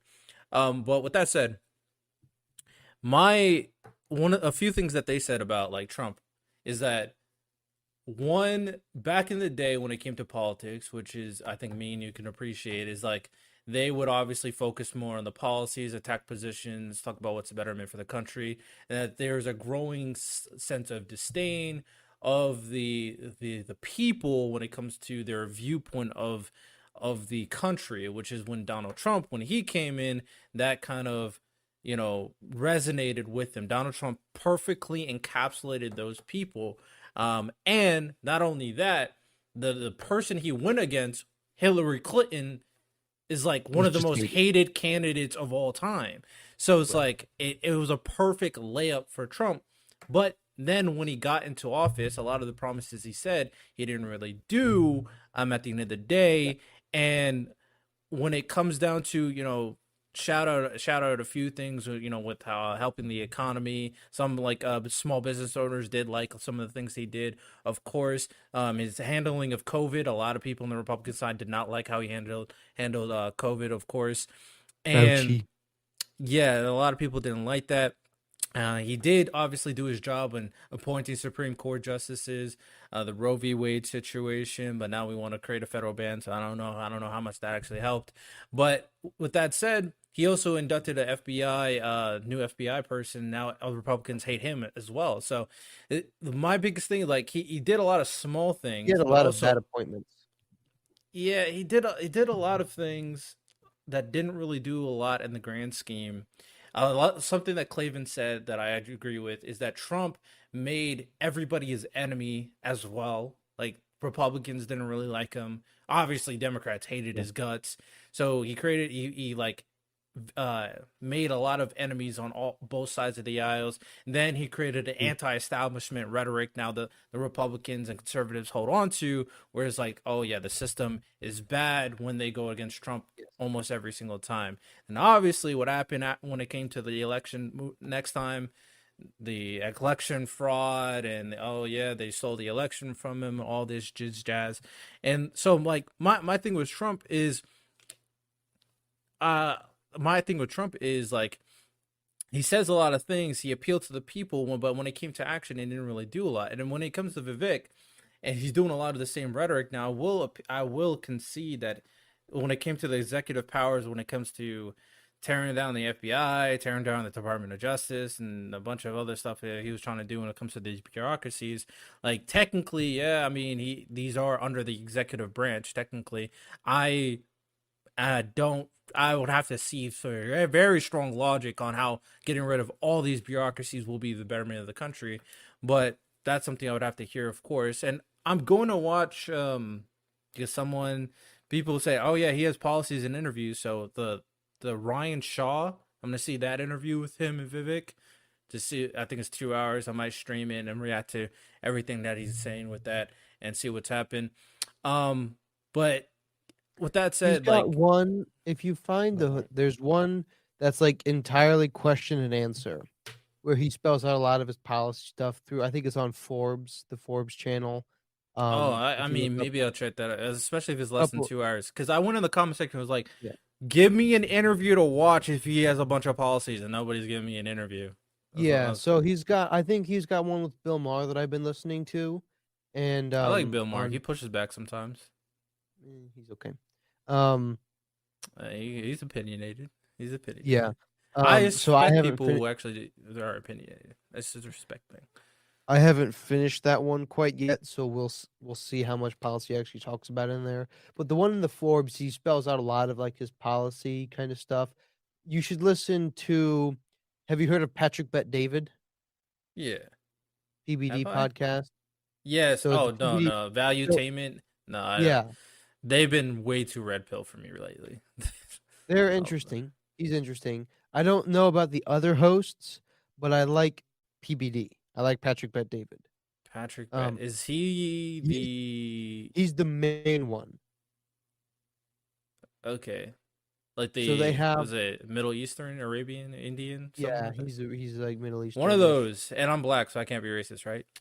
Okay. Yeah. Anyway, with that said, yeah, he's been a little kind of too red pill for me. So I don't yeah, know. I I don't don't know. agree with a lot of the things he says. Regardless, he's got a lot of great, keen political insight to what's going on. He has some fascinating breakdown of what Tucker Carlson's been doing, and he's got some theories about that. I bring him up because he has a podcast where it's a town hall, is what he called it, and he just question and answers, interrogates Vivek pretty well, and gets like explicit. Do you have a policy to do this sort of thing? So that Okay. one is good. I have to I have to vet it a little bit because like I don't want people just giving politicians layups. Same thing with the Sure. RFK because I don't want people just giving him layups too. Like, oh, layup question to make yourself look good. I want to make sure it's Yeah, like exactly. let's get to the meat and potatoes. No, So yeah. So yeah, for sure. I So agree. I mean, I'll see. I'll probably watch one of them. Regardless, I'll probably watch one of them and react to it, to see like what Vivek's true stances are. More than likely, based off his rhetoric, if it's consistent with that, he better have very very sound logic to elicit a lot of the things he's saying. Because it just sounds like okay, the establishment's bad. I'm just gonna rerun it, and that's not how a democratic our democratic nation works. Where you could just tear everything down when you feel like it. So Yeah, so that's one of we're gonna the. have to see. Mhm, mhm. Yeah, I think this is one of the things that has made Trump popular, and I'm not on the Trump train, right? I think he's been a good president. I think of the last couple of years, the last couple presidents we've had, he's been one of the better ones, especially in just like if we're simply comparing like how much the cost of living is, how easy it is to exist in our economy, how easy it is to buy a home, by all these standards. Um, he was better than what we have now. Not saying he is the best. I wouldn't even put him in like the top 10 of the best presidents, but he Well, was been a good hopefully president. not. We're gonna do a president tier maker. Don't y'all worry. Okay. We'll see Okay. where we put Donald Um, Trump at. But at the same time, because they did talk about Bidenomics, well, actually, the first question they talked about that song on that yeah. one song. I saw the guy, the Richmond, north of Richmond. I saw the guy did a reaction video. He said, I wrote the song about those guys. Like, what are you talking about? I'll be It's, like, bro, imagine the first question of a politics debate would be about some song. Like, that's crazy. But they did talk about Bidenomics, and I just think, which I appreciate for Nikki Haley, because she didn't just do the blanket, oh, it's all Biden's fault. Blame Biden, blame Biden. She was like, oh yeah, I mean, it is Biden's fault, but it's also Republicans' fault when it comes down oh, to sure. it. So You gotta she let was them actually, squishy Republicans. yeah, they put in bills, and when it came down to that was also very bad during COVID time as well. And I mean, at the end of the day, like you only could do so. People need to realize, like, you only could do so much when a global pandemic happens, right? So to just Yeah. put everything on Biden is a little disingenuous. That's what I Well, he hasn't done a great job. That's I agree. There's a little bit of this is one of the things that they really accuse a lot of the Republicans say Trump really mishandled is the fact that he shut the country down when there really wasn't a need to do it to the extent to which he did. And then the reason that we can put a lot of blame on Biden is obviously he kept the nation shut down for way too long when he got the power. we knew relatively early on that it wasn't actually that dangerous. Even under Trump's dominion, we knew pretty early on that it wasn't that dangerous, and that it wasn't something that the Arguable. whole economy needed to be shut down for. But then he kept it shut down, and then Biden kept it shut down. I think another That's factor is that America wasn't the only country shut down too. All the entire world is basically shut down.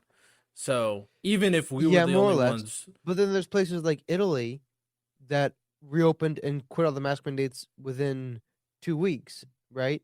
And proportionately, they did not lose a whole lot of lives. Like looking at the proportion, because we can't just swap numbers, we have to do per whatever metric.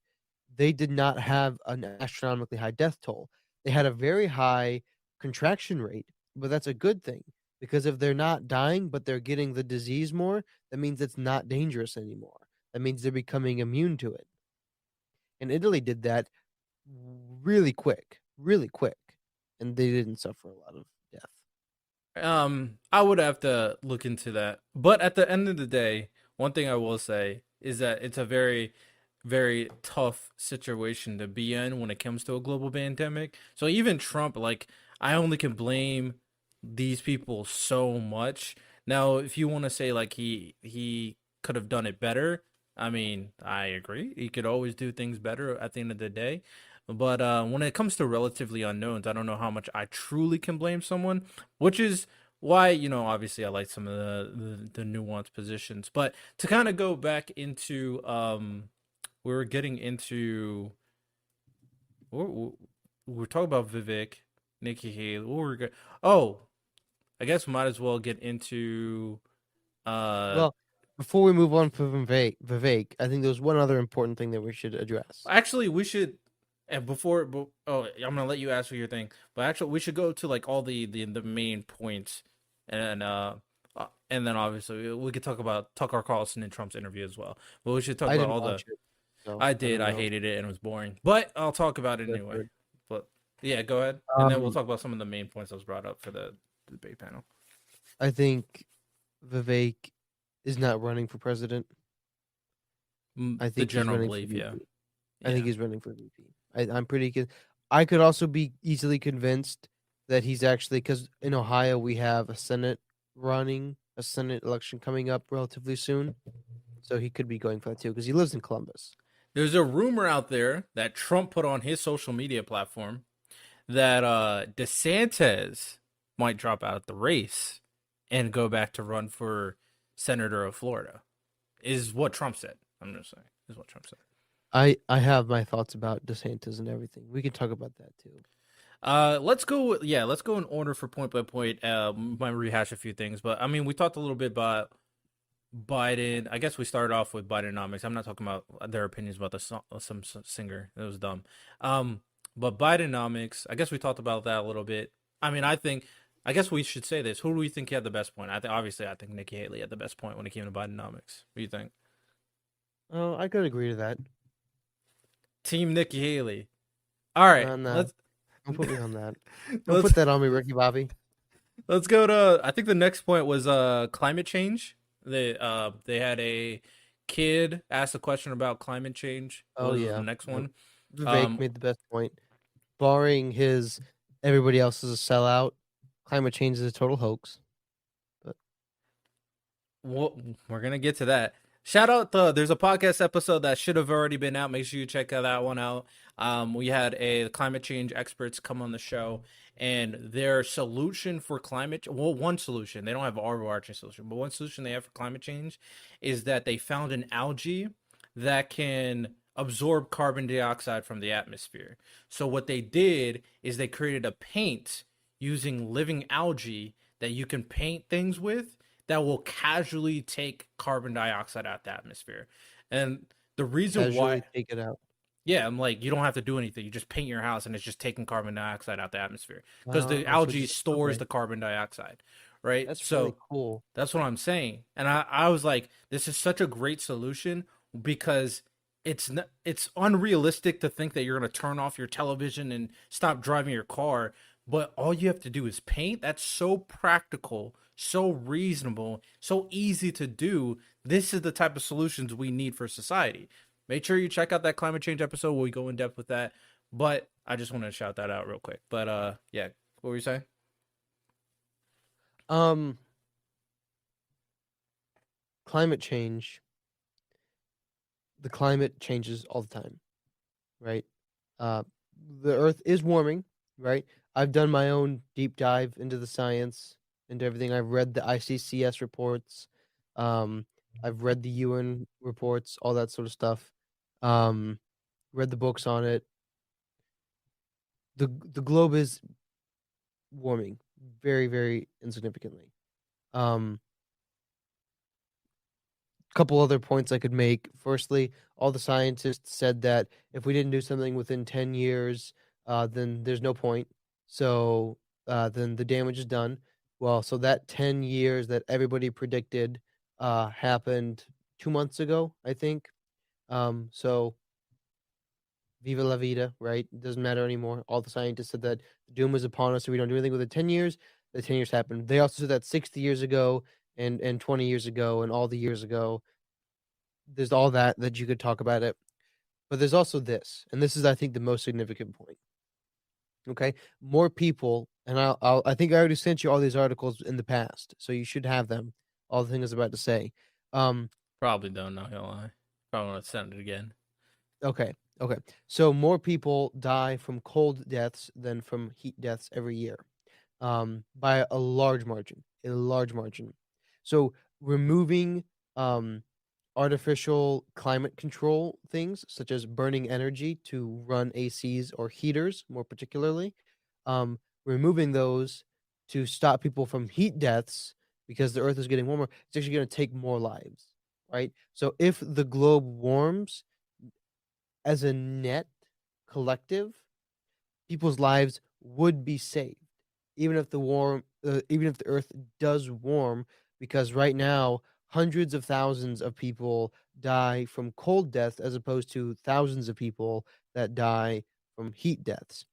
Not trying to minimize people's suffering and people dying, but if we're looking at it as a political level, as a problem that needs to be solved, the Earth warming is a net positive for total lives lost. The problem is does that make sense? Right? That's logical. I get what you're saying. I just don't think that captures the full picture of the Earth as a whole heating up. But I understand Yeah. what you're saying. There's a lots of very and that's because the pro climate change scientists paint such vivid images. Like for some reason the globe warming is going to cause these hurricanes and things like that. But at the same time, every time that they say that like there's a super arid weather, that's climate change. But when it rains a whole lot, that's also climate change. And there's also the fact that they always say that the polar ice caps are melting, right? Well, they're talking about the Arctic.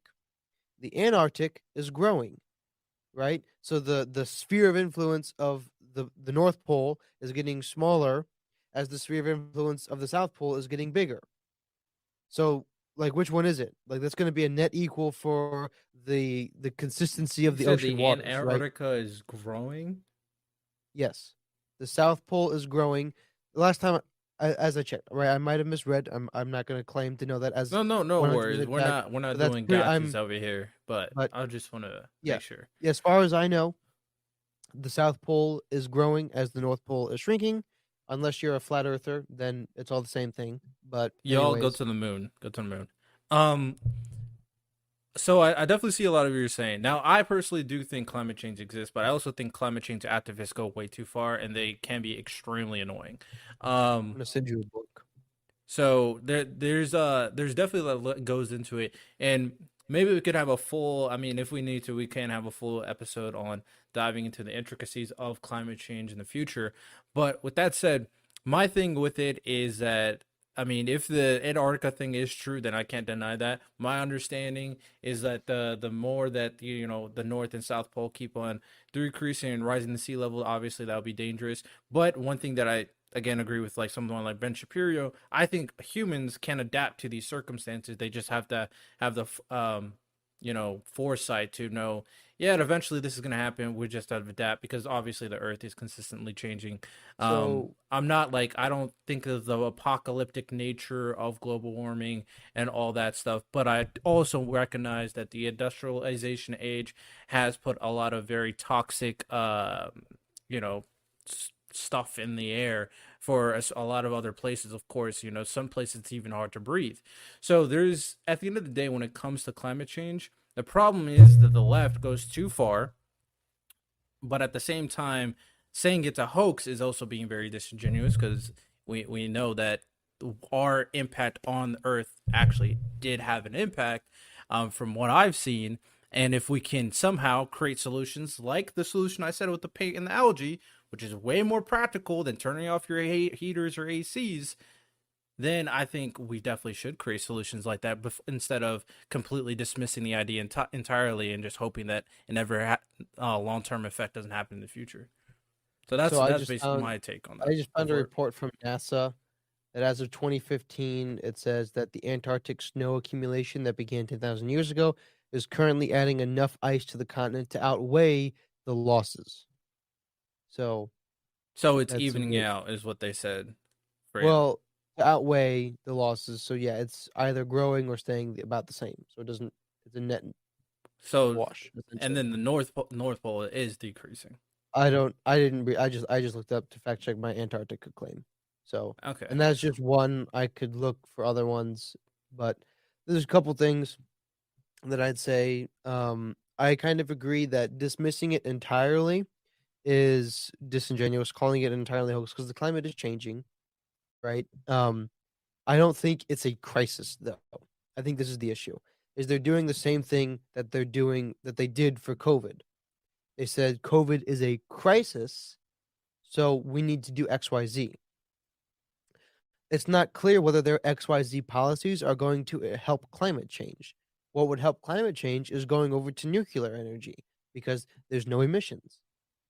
I've yet to hear a good cause for why not to do climate change. They claim a lot of I actually the agree to that. Which I actually said, Vivek, I agree. Nuclear energy, people were too scared of it for some reason. I mean, I yes. get why, because of the bombs, but Well, it's I not the agree with bombs. nuclear energy. It's the Well, that's breakdown why of those people are things. scared of it, is what I'm saying. But there's so much stuff out there now saying the effects of them have been much smaller than we thought, and it was gross oversight, a gross lack of oversight when it comes to some places.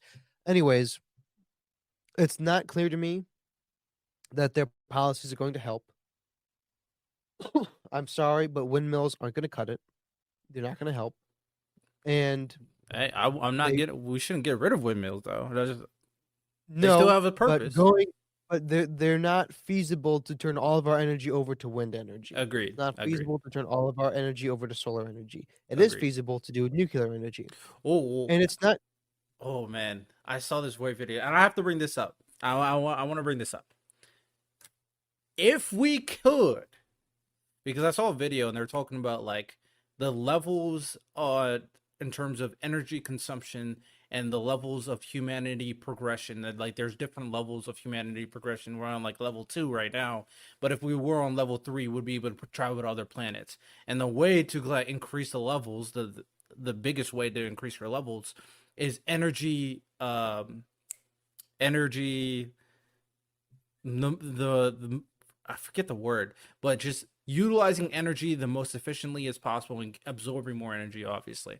So yeah. the best way to do that, shout out nuclear energy, but the best way to do that at the end of the day is harnessing more power from the sun, 100%. But we don't have an Okay. efficient way to do that as of right Yeah. now. Okay. I had to point that out for y'all. The most practical way is nuclear energy. I'm just not convinced, especially having read this book and all the and looking at the science and looking into all the reports. Like one of the things they say is an effect of climate change is the level and aggression of hurricanes in the recent past. Excuse me. But that's not true. If we look back to data that we have from early 1900s, it's like essentially a completely even triangle after triangle after triangle of aggression and damage of hurricanes. Hurricanes are not any more dangerous, they're not any more harsh or damaging than they were in the past. If you just look what they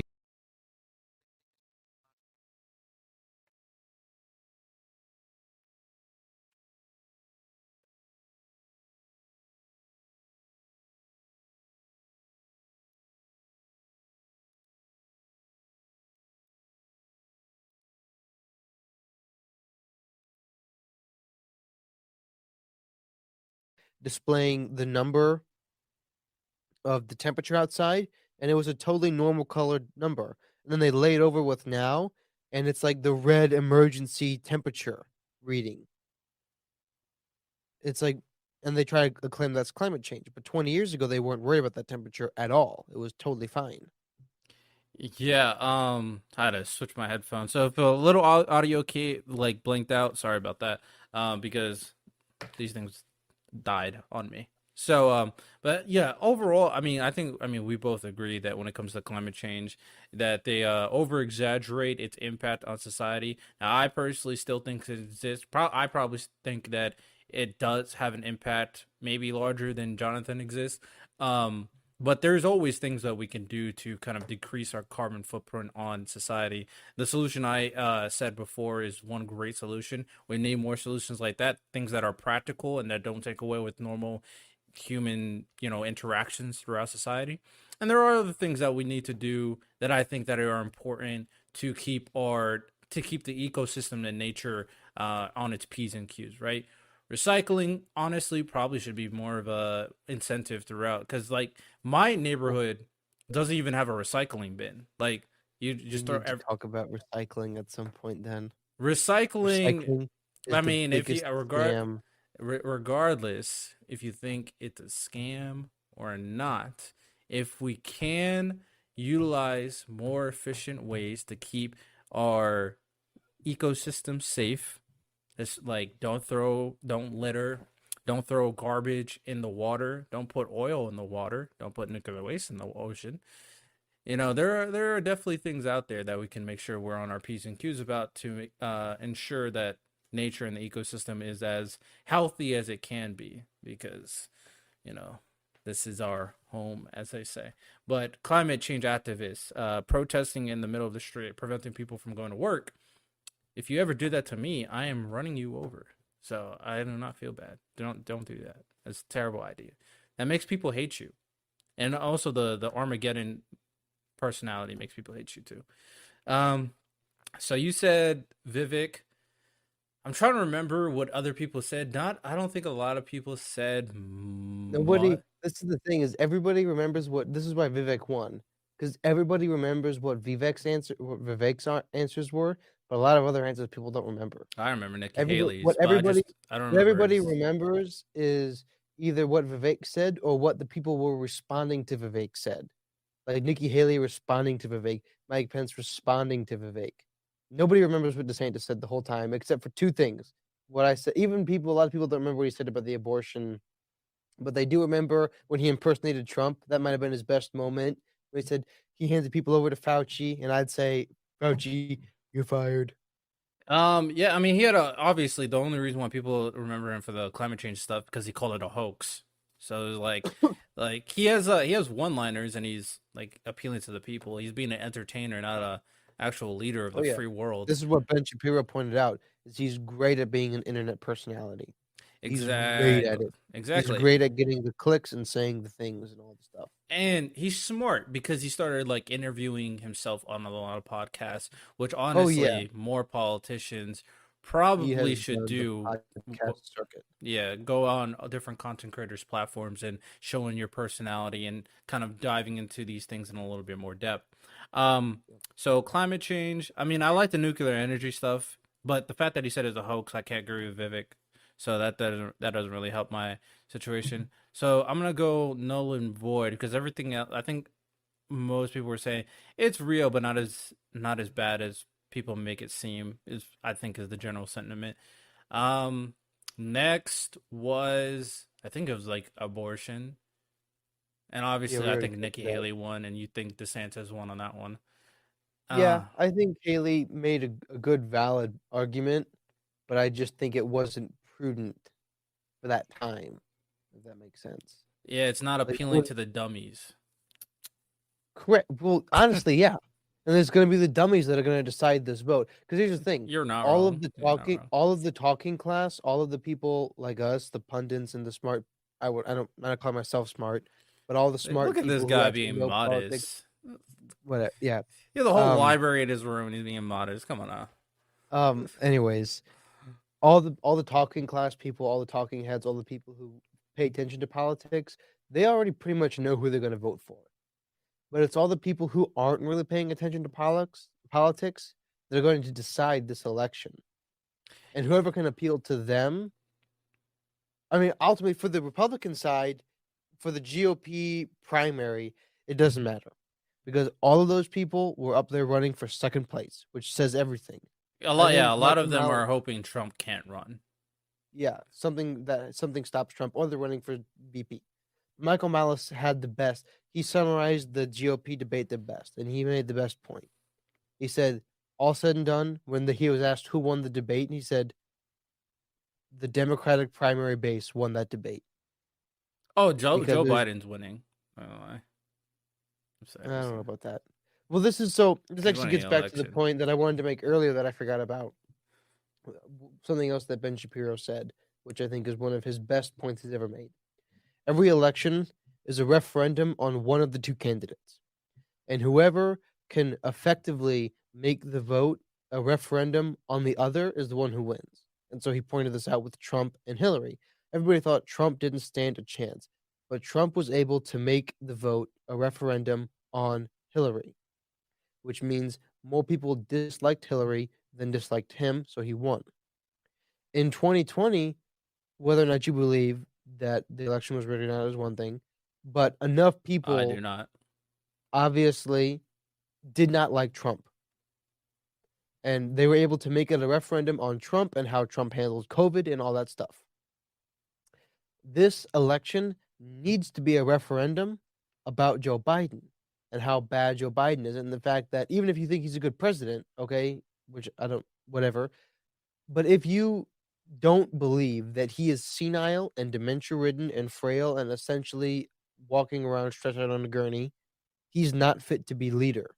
And if you can't make it a referendum on that, then you're right.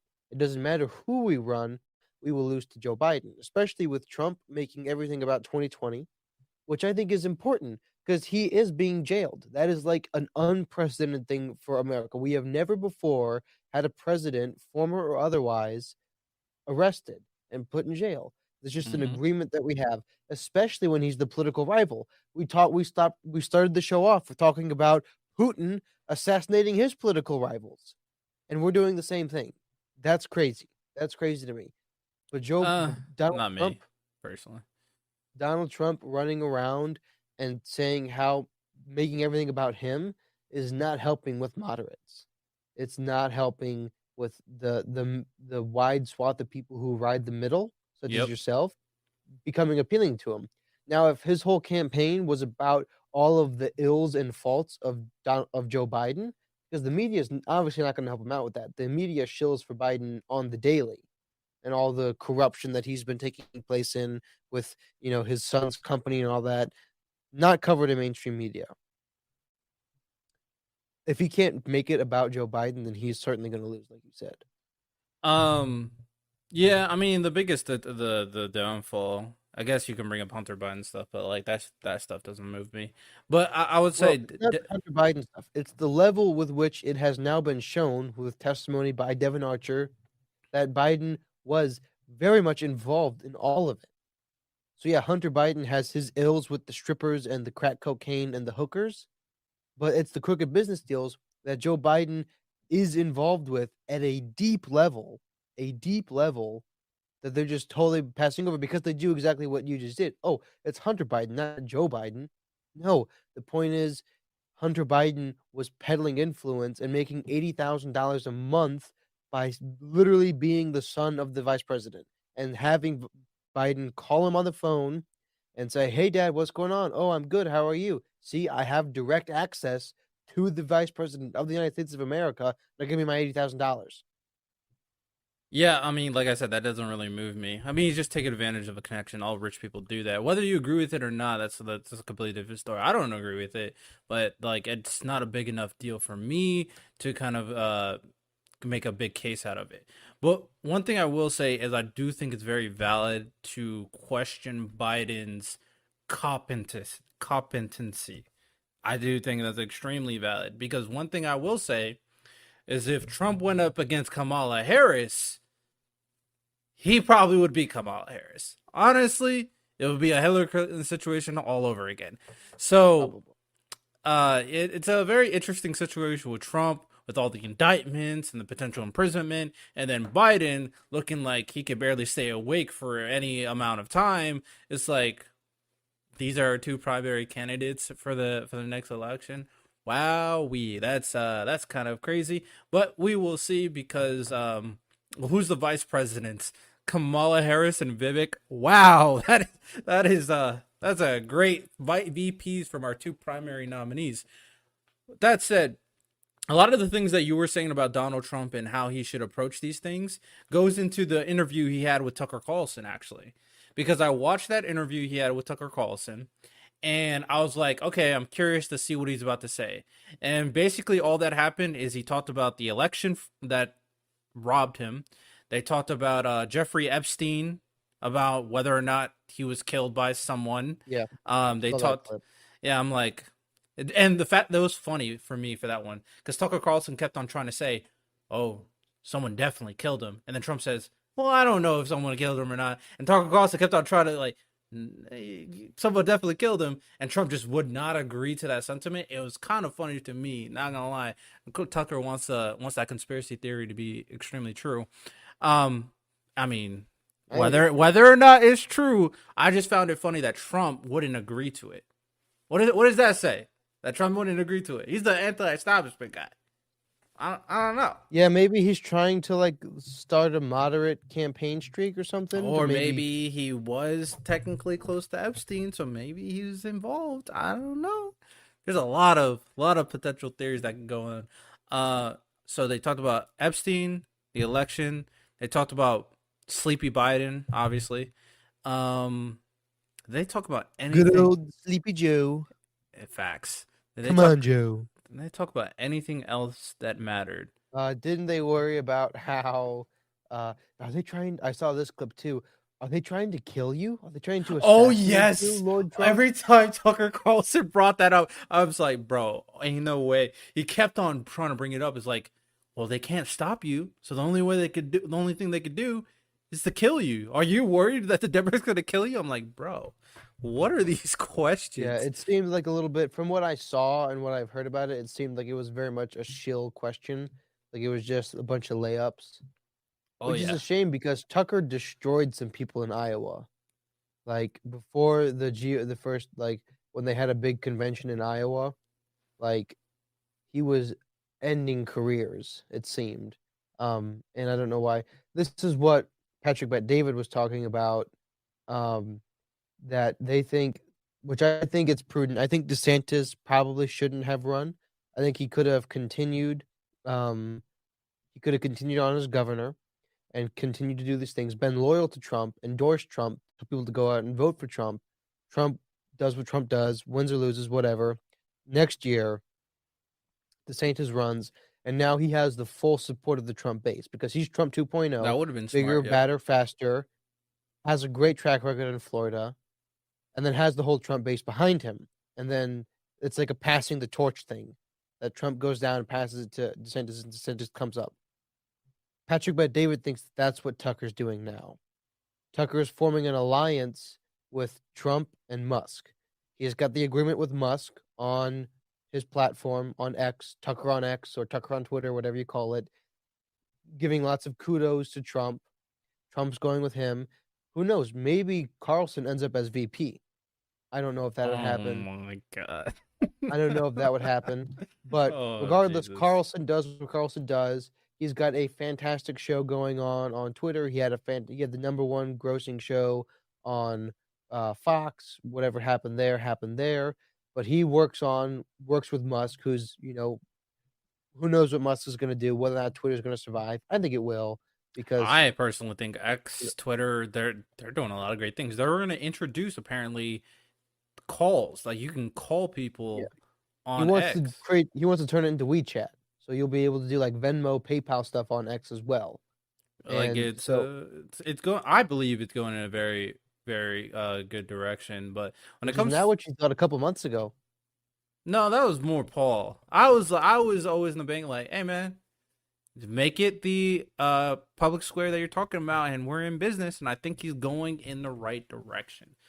Yeah, Personally, maybe it was Paul saying that it was gonna crash, but yeah, Paul definitely I thinks thought it's I thought gonna you fail. I thought both of you thought for a second that it was not gonna make it, but maybe I'm wrong. Nah, Um, I've been a low key advocate of X being better yeah, now than it was before, personally. yeah, yeah, Um, but with but I the think with the oh, Tucker Carlson stuff, real quick, um, yeah, I do think that a lot of that stuff was very layupy. I think it's a good point to say that he's trying to get close to Trump potentially.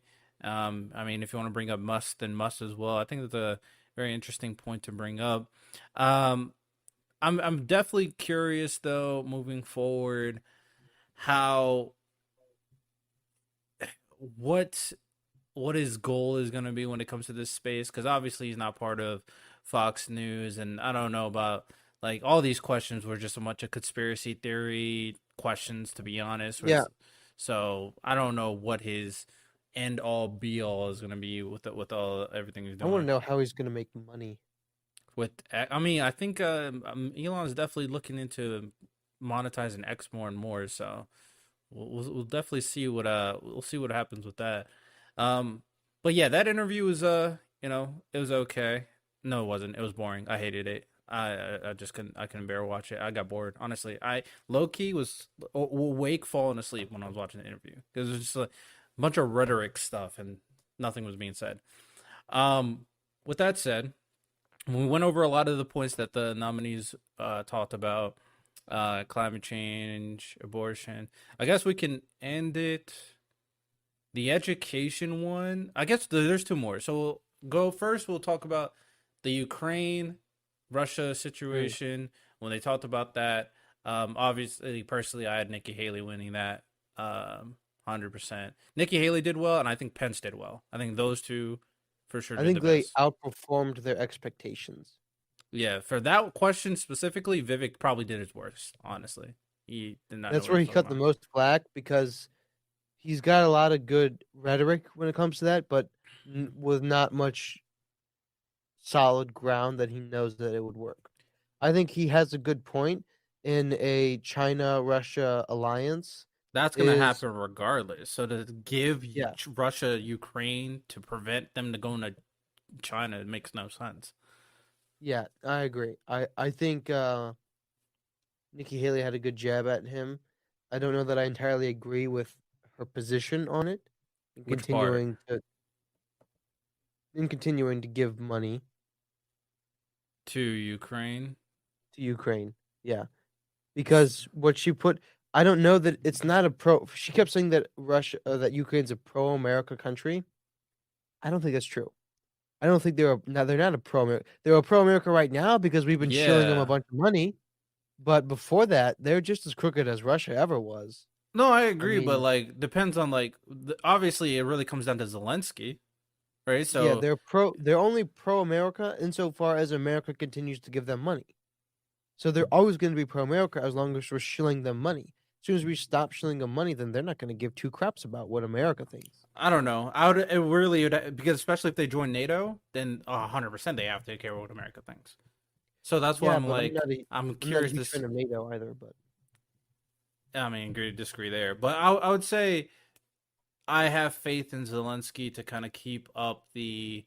I mean, it's not. They're not going to be a Western country in the East, obviously, but they're going to be more Western in the East than they were before, obviously. I just disagree. I think that's a little bit idyllic. But to be fair, I'm not a Ukrainian expert, right? So I'm just one of these people on Twitter who all of a sudden became like an expert in Ukraine when it when it happened. I think I think DeSantis is correct in saying that this has been a border dispute, and I can say that because historically it's been true. For 1,000 years, literally, not quite 1,000, a couple hundred years, Russia and Ukraine have been doing battle over this border, over Right. what is Ukraine's and what is Russia's. It's happened. It will always happen. I don't. I think DeSantis won that in saying that. Yeah, it's a border dispute. Um, I think Border dispute, but like Russia's took it another step forward and trying to take over the entire country. sure, sure. So I can't really say border dispute there when it's like it's at that point you're just trying to take away their sovereignty. Yeah, but I'm not sure. I think somebody at this point, giving the amount of money that we're giving them is Nikki Haley said only 3% of the defense budget. yeah, but I don't care about Ukraine. But Like the I think it's problem is not important. Ukraine. The problem is if Russia takes Ukraine and then goes like, okay, I want to start messing with the Baltics, and then China goes like, okay, I want to start messing with Taiwan. All of this is bad for Sure, America. All of it. sure, sure, right, and that's true. But I also think both DeSantis and Vivek made a good point in that if we're concerned about border disputes and people invading other people's countries, what about our own border? See our episode on the Border Patrol. But we talked about that at length. And they Agreed. made a point that they made a point. Oh, we can do both. But And I we agree to have that. not been doing both. We have not been doing both. It's not been working out that way at all. So let's rank order issue 1 and issue 2. Everybody says, "Oh, everybody has promised, oh, I'm going to get the border under control ASAP."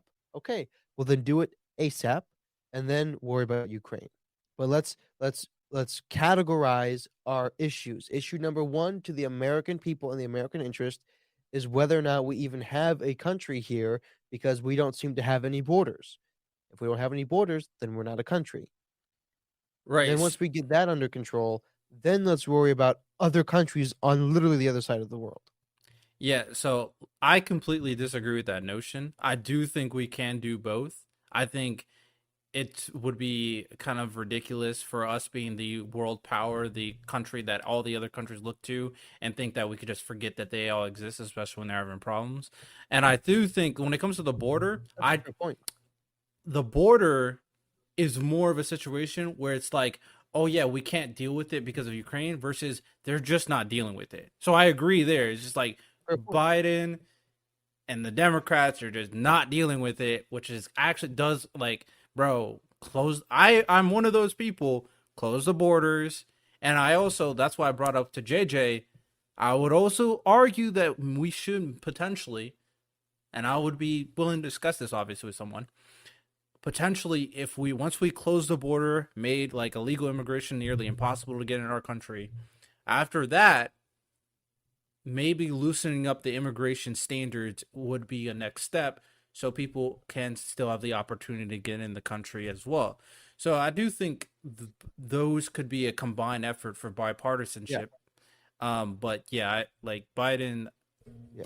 and Kamala, yeah, y'all are I doing don't a want to terrible rehash job. all the stuff about immigration because we already talked about it in a full episode. I think Facts. that's a Check fair the immigration episode. Facts. I think that's a fair point about that. We should be able to do both at the same time if we really are this world power.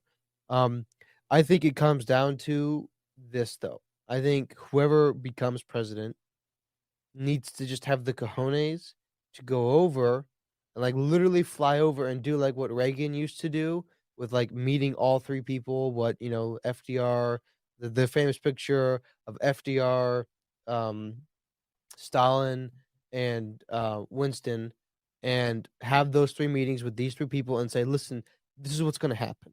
Oh Okay, yeah, put your X foot Y Z is down. I going to agree. happen. Yep. XYZ is going to happen. Zelensky, you are going to cede this one territory, but you, Putin, or whoever, if he's still alive, because he seems to have very bad health issues, you, Putin, you're going to knock this off right now. And if you don't do this, then this is what's going to happen. There's going to be tanks that land right outside of Moscow, and there's going to be this, and there's going to be Yep. there's going to be an F-22 that just flies right over the top of the Kremlin, and it's just going to do that every single day, like that sort of stuff. And I think that's what needs to happen. I agree. Somebody's going to have to be the loser, and it might have to look like Zelensky's the loser of this. Yeah, Because Putin's too he's been prideful. saying, Yeah. but he's too prideful, which is why it takes a strong America to say, listen, you are going to look like the loser, and you can blame me. America needs to Agreed. take the big fall. America, the president needs to be able to take the big fall. And that's what Biden's not willing to do, and that's why this has gone on for so long. Because he needs to say, Zelensky, you tell your people to blame America. America's the one that came in and did the settling of this issue, which caused you to lose some territory, but it saved a lot of lives. And so far, nobody's willing to do that. Yeah, I agree to that. I do think we need to do that to stop the war and all that stuff. But the thing is, we can do that without sending them another $42 billion or whatever. We don't need to send them any more money. That's my point. That money can be spent in education system, funding police officers, funding all these other things. That's part of our defense budget. Our defense budget doesn't need to go there. We need a negotiator to go over there. Is what we need. If we had to pick between the two, I obviously would go negotiator, go over there, obviously. But I would. It really depends on this situation with Russia and Ukraine, because if Biden doesn't do it, and I do think he should, then just let it. We can't let Russia just have Ukraine. So that's like basically my stance on that one. We just can't let that happen, honestly. But with that said, it just reminded me of a thing with Donald Trump, because he was said, well, one, he said he would the Russia-Ukraine war would never happen. He would say Putin. He basically was like, I would never let Putin do that or something like that. I don't know what he meant by that. I really wish he went into, like, I was like, how are you gonna stop Putin from invading Ukraine? I would have been curious to see what Trump's answer what that would be. And then he also, I know Putin. Putin's a friend of mine. I would have told him, Putin, don't do it, Putin. And Putin, he wouldn't have done it. That's probably would be his answer. He also said, he prevented North Korea from sending nukes at us as well. That's what I guess like the thing is, like, we don't really know if that's true or not. Like, that's one of the things that it could totally be true. Like, I can totally see Dallas going, G, you don't want to do this, G. I'm telling you, a lot of people have tried to send nukes at us, and I tell them, don't do it. And they don't do it. Don't do it, G. It's like, the thing is, we don't know what everything he's done as a president. Like, that's not, like, we did the whole episode on, like, how much of the government do they tell us and how much do they keep secret. That's a like, fair we point. really don't know. Like, I think, but he did say that. He did. So it's not even to keep it a secret. He was like, he went out and said it. Yeah. Yeah. So I'll be, hey man, Trump, record everything. We have phones, record everything. Bro, could you imagine if he had a podcast? That would be amazing. Like, his own podcast. Well, Trump, Trump is an entertainer. Like, he obviously came from the entertainment business for real. He'll always be able to make money. Yeah, 100%. Trump could make it as a stand-up comic, I think. Oh yeah, I think if the whole president thing fails, he could be a stand-up comedian. A bunch of political Get that jokes. Netflix special. Yeah, facts. And the last point, calling Rosie O'Donnell a fat pig. Oh my goodness. The last point that was talked about in the Republican nominee panel is they talked about education. This is probably the one thing I wish I remember what Nikki Haley said about climate change, because I just blanking on this one. But I can remember when it comes to education, this is probably from my memory, I felt that this was their weaker point. Now, she said obviously reading's very valuable, which you like. You like reading. She said we should incentivize more reading. She obviously said women should be in women's sports and only women, biological women. She said that as well. But I definitely wish she went in more depth. When it comes to other people, one thing I really didn't like, and maybe you have a differing opinion, because I don't actually know your stance. At the end? Yeah, it was around the end. It was like the last point. I don't think I caught this one then. Oh, okay. So they talked about education, how to make the education system better, and most people were saying things that I really didn't like. And I don't know your opinion on unions, so you may agree with them. But a lot of people were saying, well, one person, I think it was Pence. Don't quote me on that.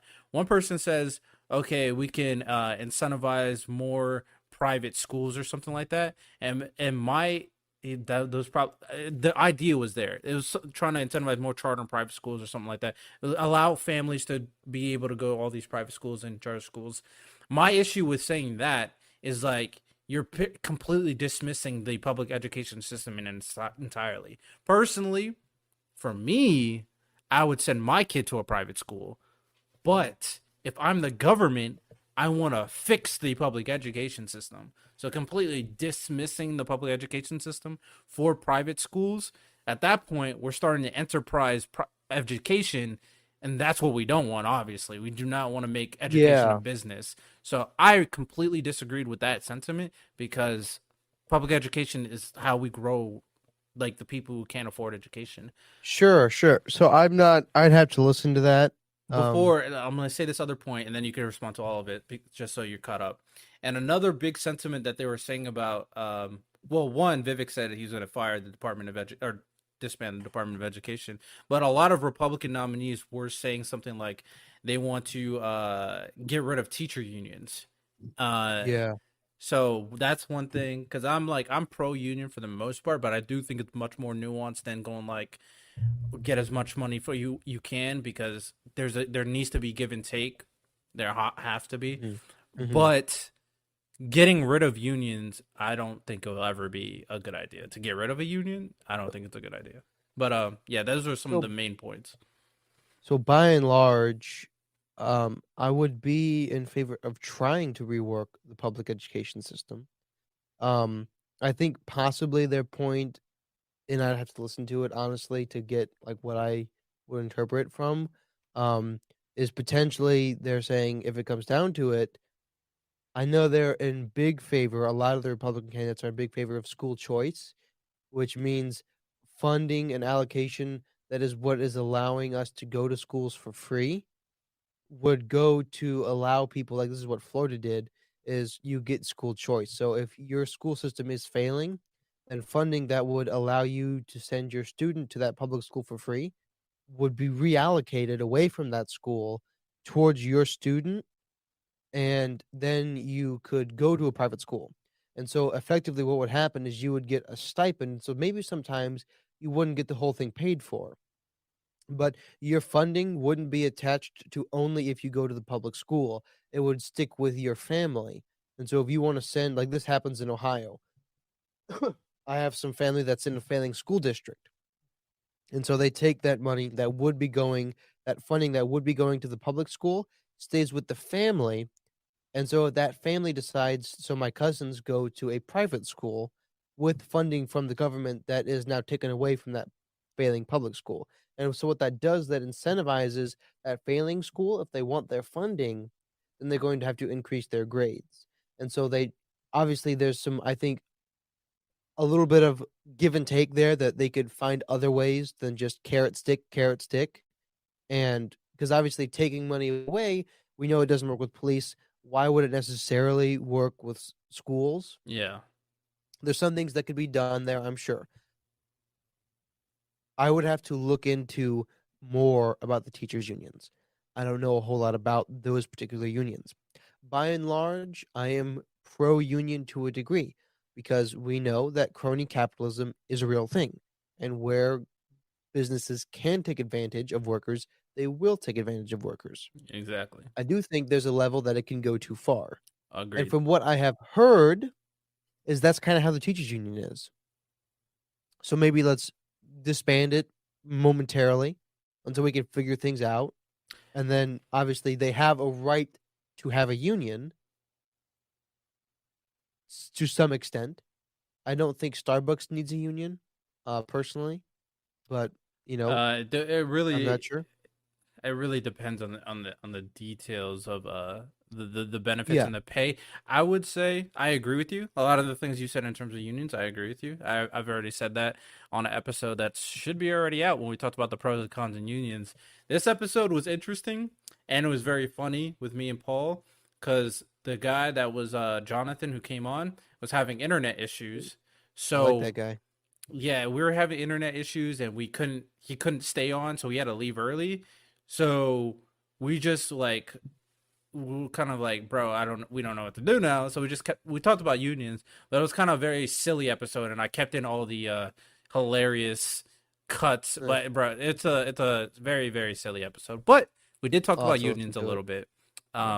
But yeah, a lot of the things I said in there is that I unions are one of the best ways to keep capitalism in check, 100%, Sure. because of what you just said. But it can go too far if they're not taking into account how much they are taking away from the institution that they're trying to take it away from. Um, Yeah, and I think that's possibly potentially, from what I've heard, is kind of what's happening with the teachers union.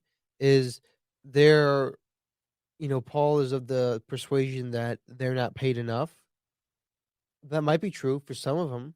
For other ones, it might not be true. And yeah, I I think the would prob have to look into the pay because literally every teacher I met, they were getting bare bones money. So that's why I would I have know to a look lot of into that. teachers that make great money. I know a lot of teachers that At make public hundreds of schools? thousands of dollars. At public schools? Yeah, some of them. Some of them. Really? Not all of them. Some of them. And I think that totally depends on region. Can Maybe depend on tenure? what was that? Tenure? Tenure. Yeah, it can totally depend on.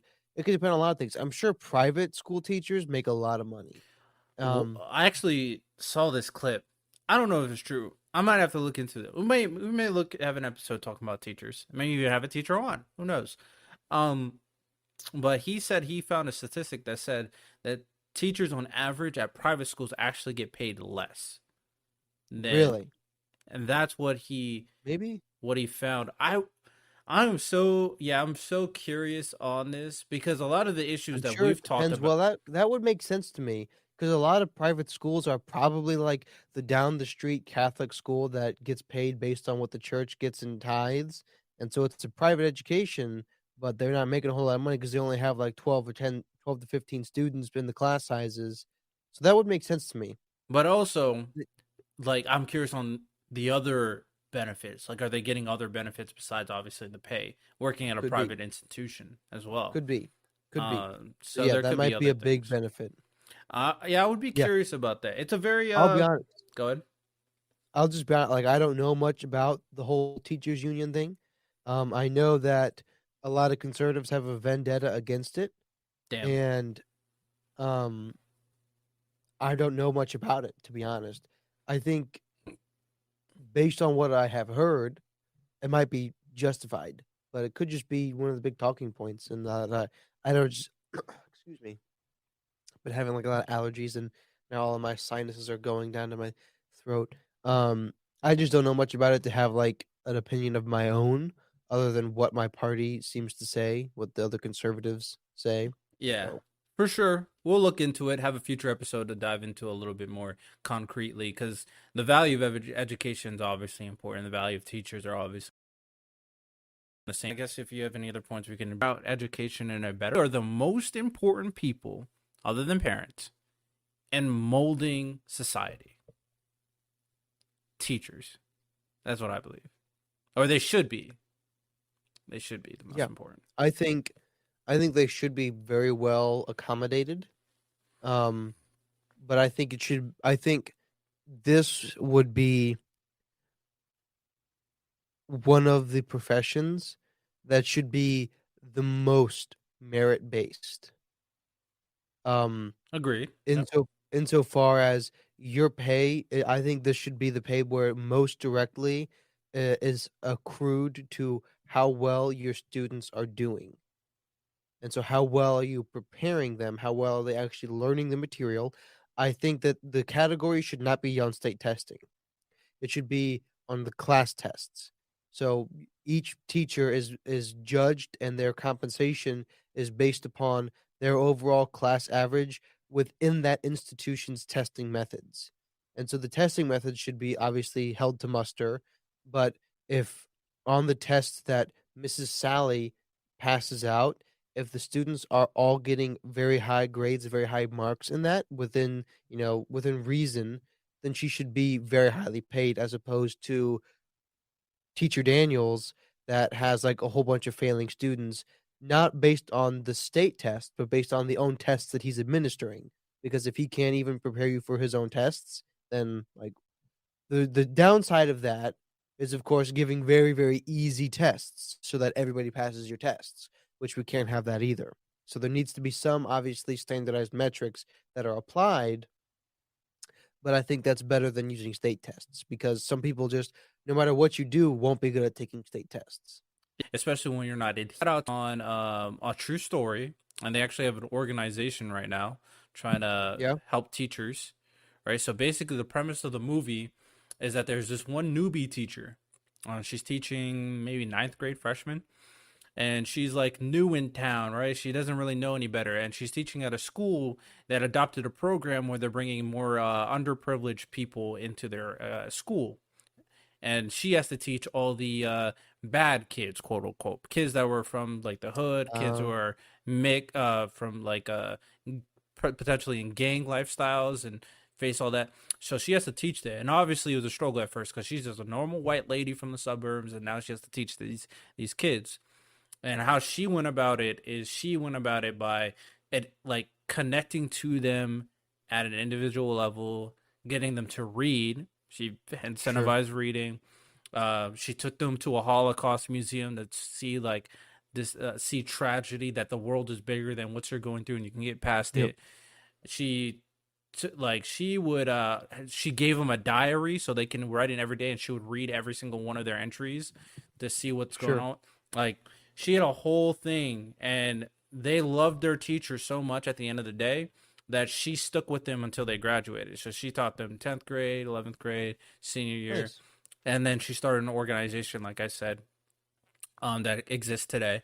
And it's a really good movie. It says she didn't stick to the curriculum, but she like they Yeah. were obviously got a lot because they ended up really smart. They did a lot after they went to college and stuff and all that good stuff, right? Hmm. I wonder how you would feel about teachers that stay with their students throughout their curriculum. I see nothing wrong with that. That's what I'm saying. Like, why do teachers have to stay with a grade? Like, why once they gain a Well, typically connection? it's a certification thing, right? It's because that's what they're licensed to teach. And so you have to, like, when you're teaching something like fifth grade, right? You're the English teacher, history teacher, math teacher, science teacher. All right, But yeah, as things go up higher in grade, then it gets you're more and more specialized. specialized in a subject, and So that's yeah, fair, very that's fair. that's primarily the reason. And it's just because like some degrees, you don't sometimes for depending on the school level, I think some of them would require that you have a master's degree in a subject. And so obviously you're not going to spend the money to get a master's degree in history, science, English, and math. Oh yeah, stay with your subject, obviously. So with that said, because that's a great point. That said, because she was an English teacher, she liked books and stuff.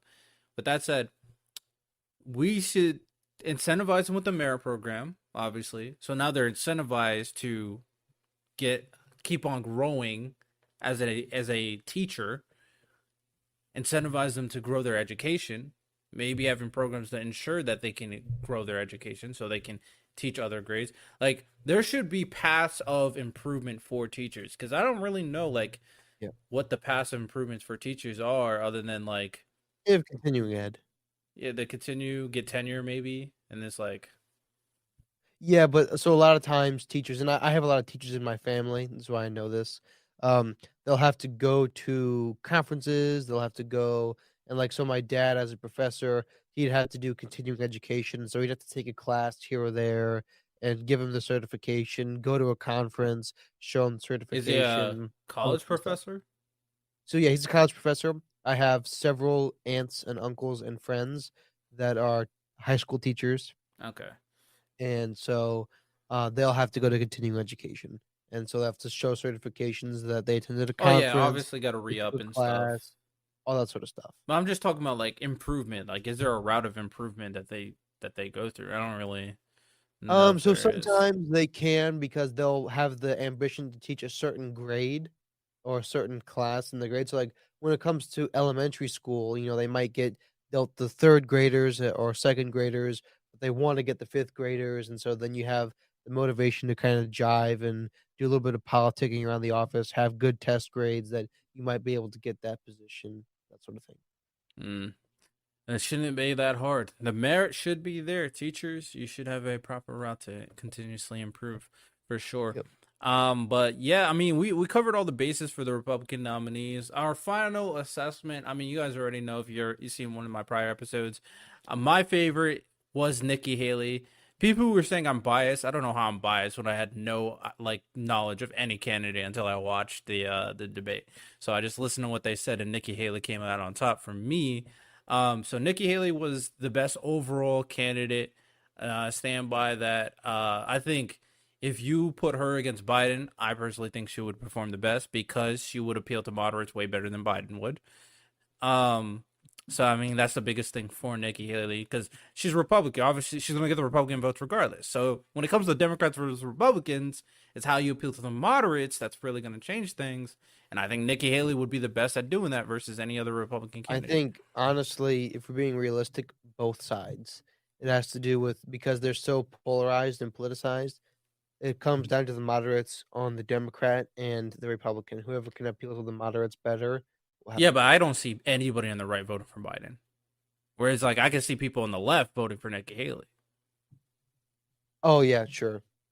I see what you mean. Yeah. Yeah, so that's versus like if Vivek, nobody on the left is voting for Vivek or DeSantis or Trump, Um, and then everybody else is just not good enough at politics to I'm not. talk I'm about. not sure if I entirely agree with that, but I could You probably. think see what people you're on saying. the left would vote for Vivek? Is that the one you're I talking think about? people. I think either actually DeSantis or Vivek. Oh I don't think anybody on the no! left. I don't think anybody on the left is voting for Trump. That much is obvious. But I But think people I think think this. Vivek has the best shot at getting some people to vote for him from the Democratic side simply because he's unknown.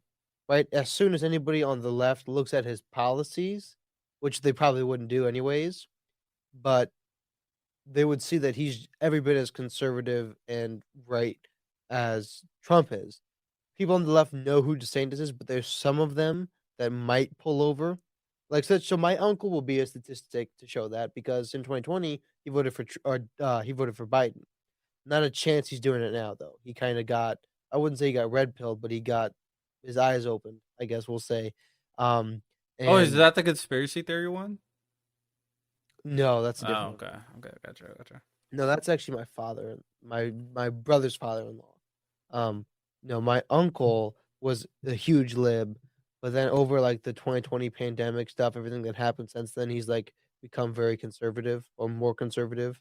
But but so yeah, he's definitely whoever he's gonna To be a the point statistic where for the other he would side. agree with DeSantis, because some of the things that DeSantis is Oh going to yeah. throw out, like Oh he's yeah. big culture war stuff, big Oh yeah. No, my uncle anti-trans. has done like a 180 switch. A lot of it came down to I think when he voted for Biden came down to he's very much like a party man, so he probably voted Democrat his whole life, but it never really made a big deal. He never really paid attention and then Yeah, after like he saw everything that's happened and then it came down to his work. So he's a social worker. And so social workers are very democratic. Um just by does he and not large, work there's there just a very anymore? no, he does, but that's one of the reasons they really probably peer pressured him into voting Democrat, and now he just doesn't talk politics at the office, Which is that sort of fair. thing. I just don't know how he would, because this social worker and DeSantis just don't mix to me, because of the policies that DeSantis likes to do.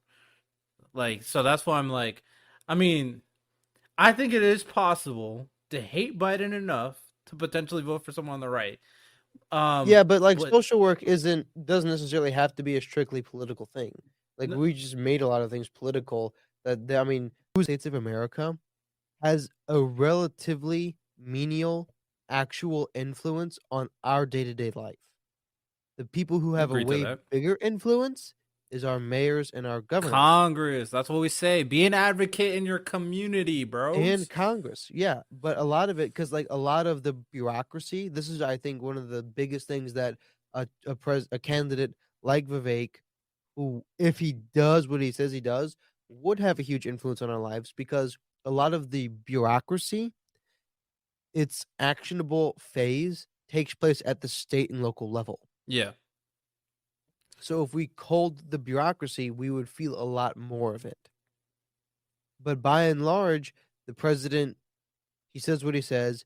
He gets into office, and if he doesn't do much with the bureaucracy, with the EOP, then we don't really notice much of what he does on a practical day-to-day level. We notice some of the economic fluctuations, but by and large, their policies don't change our lives very much. Yeah, it really definitely depends on how they kind of connect with Congress. Honestly, at the end of the day, it's how they connect with Congress. It's really going to determine a lot of things. And Which is what it was always supposed to be. It was always supposed to be Congress. It is Teddy Roosevelt that turned the office of the president into a very public. He's the one who started it, and then FDR continued that. But before that, that's why like people like Calvin Coolidge, a lot of these other presidents are relatively unknown, as opposed to like the first three or four.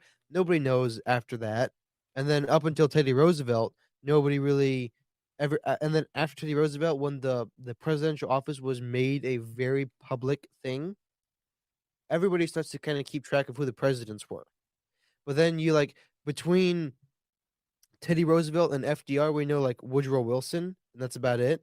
And then after FDR, we know a lot of them because Yeah. obviously World War II happened, and then they really became a very public figure because of a lot of the rules that FDR kind of broke to be president and the policies he made when he was president through things that he never really been done before. So it's the two Roosevelts that turned the public interest onto the office of the president. Before them, nobody really cared. But after them, now everybody cares. But the same is true is that they really don't have a tremendous influence in our day to day lives. Like they have somewhat of an influence, don't get me wrong, but by and large, it's our mayors and our governors that have a really big deal to do with how we interact with the society. Yeah, for the most part, I agree with that. Well, like we say on this podcast, that you got to be involved with your local elections. The easiest place to get a hold of a political representative is obviously in your district, in your area, to your mayors, to your governor, to your senator, because you vote for them, they go into Congress, and then their representative is gonna more align with your personal beliefs based off your voting versus the president, obviously, because the president is not creating laws at the end of the day, right? So we learned this in the government class. At the end of the day, we learned this in government class. But with that said, I think I said Nikki Haley I said would perform best against Biden. Who did you think performed best? Against Biden, No, who do you think performed best in the debate panel? I stand by what I said at the beginning. The Democratic base won that debate. Or Trump uh, not showing up. Then I watched the interview, and I think that interview was terrible. So I can't even say Oh Trump. yeah, but we're talking about that debate, right? Who won Yeah, that debate? Trump, because he didn't show up to it. So he won that's that debate. very fair. He said, "I'm winning by so much. I don't even need Yeah, to show up. Why don't I even show that's up? true. It's like, show There's you." no reason for him to go, which I think he still should go, I think, but I mean, I totally understand him not going. I think he's scared. But I will say this: Mike Pence, if he had to go up against Trump, would have been hilarious. That would have Uh, been funny. Dude, it would have been Trump like, Pence, you fat pig of a coward of a man. How could you do this to me? How could you? Oh, I remember two of the other questions. Someone said, but the president chooses whether to enforce laws. Look at the border, for example. True. The president enforces laws. We agree to that. And Nikki Haley, shout out to her. I think she would do an excellent job. But with that said, two of the questions that they did. It's a simp for Nikki Bro, Haley. Nikki Haley sold me, bro. I saw like, bro, what are these great ideas? These So are are you amazing. going to vote for her in the primary then? I wanted to see who like Paul told me is like, oh, that makes sense. Like, there's not going to be anybody really running against Biden besides like RFKs. It's like I'm not voting for RFK. So Biden or Haley, but obviously if I had to vote Republican, I would vote for Haley for sure. I would 100% vote for Haley. So are you going to vote in the primary? I I suppose we can talk about probably. this after the podcast. Yeah, so. probably. We'll see. But we're still a ways away. With that said, they also brought up two other things that I just remembered. They brought up a question about, did Mike Pence handle January 6th well? And they also brought up the question, if Donald Trump was chosen as the primary, who would support him based off your oath? And everybody rose. Oh yeah, DeSantis took a huge L because he like hesitated or raised his hand, and he saw Vivek raise his hand. Yeah, then he rose his hand. I'm like, oh, and then Chris Christie did the same thing. He hesitated, and then bro. I'm like, bro, y'all are cowards. The only one I respected in there was Hutchinson, because he was like, I'm not raising my hand at all. Screw Donald Trump. I was like, shout out to you. I give you a point for that because you kept your integrity, right? Everybody else Nikki Haley rose hers immediately. Burgum rose his immediately. Pence rose his immediately, I think, and then Vivek obviously. Maybe I think so. DeSantis and Christie Took an L. hesitated and then put their hand up. I'm like, Well, bro, Christie, I didn't think raised his hand, did he? Or just no, kind of half rose his? He kind yeah, of like yeah. half rose his hand. Well, initially he didn't. Then he saw everybody else's hands was raised. Then he put it halfway, and so that's I what. know DeSantis was like, Yeah, and that was terrible from DeSantis. yeah, That that was was bad for him. DeSantis just did all right, and the fact that he just did all right means he sucked because a lot of people really outperformed themselves. So, yeah, someone in the chat said I think Haley's the best choice. They agree with me. whatever. I mean, You're entitled to your opinion, I guess. the right Whatever. opinion. Shout out moderates. We're the to be fair, like The right most, opinion. The right opinion. Oh, okay. Yeah, I got you. Okay. To be fair, though, I think most moderates have pretty bad opinions. Not gonna lie. Bro, I agree. Bro, it's just me. I think counterpoints. He's moderate, so he has pretty good opinions. If it wasn't, I guess, if it wasn't for this recent like progressive craziness, I probably would be like a liberal. But like, they're just crazy. I think that's now. how most moderates are. Like they're libertarians at core, which is always what fit into the Democrats. But the Democrats went so crazy to the just astronomically crazy to the left that now you guys are just moderate, but you're libertarian, liberal at your core. Me, there was never a chance that I was going to be. Yeah, I just think, we always got to improve and change. Oh, they also said, according to new Emerson College polling survey, Haley saw the largest increase in support among Republican candidates, jumping 5 points from 2% to 7%, following last week's debate. Yeah, no, I'm not surprised. Everybody I know that I've listened to, I agree that she really outperformed herself. So that's definitely, I believe, that's definitely possible. She's just still not my candidate. Like I'll vote for her if she wins. Well, who's your candidate? You didn't say. First, I'm not going to endorse a candidate in the primary. Fair enough. But fair enough. fundamentally, she's a woman, so she's got that going against her. Honestly, no. Low key. Well, half kidding. Yeah, low key. I'm like, how much like conservatives, like the ones that are obviously like more rational, they won't care. Like how many conservatives on the far right are actually going to vote for like Vivek and Nikki? I'm still curious about that. But Yeah, like also with that said, if the Republicans are the first people to vote a woman as president, yo, how that's gonna look? yeah, that would be crazy. That would be pretty crazy because obviously everybody Yeah. thinks it's gonna be the Democrats. The problem is she still doesn't have a chance because Trump is so far ahead. Agreed. So she has to hope. But she could be a potential VP. That would be good for Trump if he had that Nikki Haley as his VP. I don't think Nikki Haley likes Trump. So nobody likes Trump until they like Trump. You know what I'm saying? Vivek likes Trump. Well, I know that, but they're all obviously still running against Trump. They think they would be a better president. But here's the thing, right? They're also still all politicians. Yeah, true. And all politicians, they want to be president. They believe that they are God's gift to earth. True. And they were meant to be the president. And so they will do what it takes to get closer to that position. Nikki Haley, just like Kamala Harris called Joe a sex offender. And then he offered her the VP and he was like, okay, I love Joe. I think Joe Biden is the best guy on the planet. So they're all politicians. You're not wrong there. I said Nikki Haley 2028. Like one of the first things I said was like, hey man, Haley, she's gonna do it. That over there, Nikki Haley, Burgum. I personally, I'm split between Vivek, right? I think he could be good, but at the same time, I think he also could be full of crap. I just think it's not something that we're gonna know until we know, right? Same thing that happened with Trump. I do like DeSantis. I think he has a good track record. I don't know that he has the charisma for the job. I think he'd make a great chief of staff because he's so policy anal and focused. Yep. So he's a policy wonk, is what I've heard from a lot of people that know him and I've met him. He's a policy guy. He would make a fantastic chief of staff, which is really it's a more powerful position than even is the president because he decides who gets what office. And so if he's that retentive about it, he could be a very powerful individual as the chief of staff. Problem is, Trump's never going to pick him Oh yeah, for he his chief calls of staff. him The Sanctus, sanctimonious, the or sanctimonious. Sanctus for short. Oh man.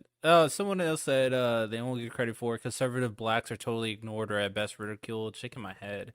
Larry Uh Elder, the black face of white supremacy. oh yeah. Tim Scott had no presence again. I'm just bro. He was just up there smiling, bro. That's all that dude was there up He there was like, doing. I can't believe I made it. Bro, Justice Thomas is hated by the left. Haley when she'll be hated too. If Haley gets close to being nominated, the left will attack her more than they've ever attacked anyone. Then they can't let the first woman president be a Republican. This is what you said. That's hilarious, bro. Honestly, I mean, they're definitely gonna attack her for a trans take about women, only biological women being like should play with biological women. Other than that, I mean, they're obviously far lefties are going to disagree with almost every point just because they're not leftist points.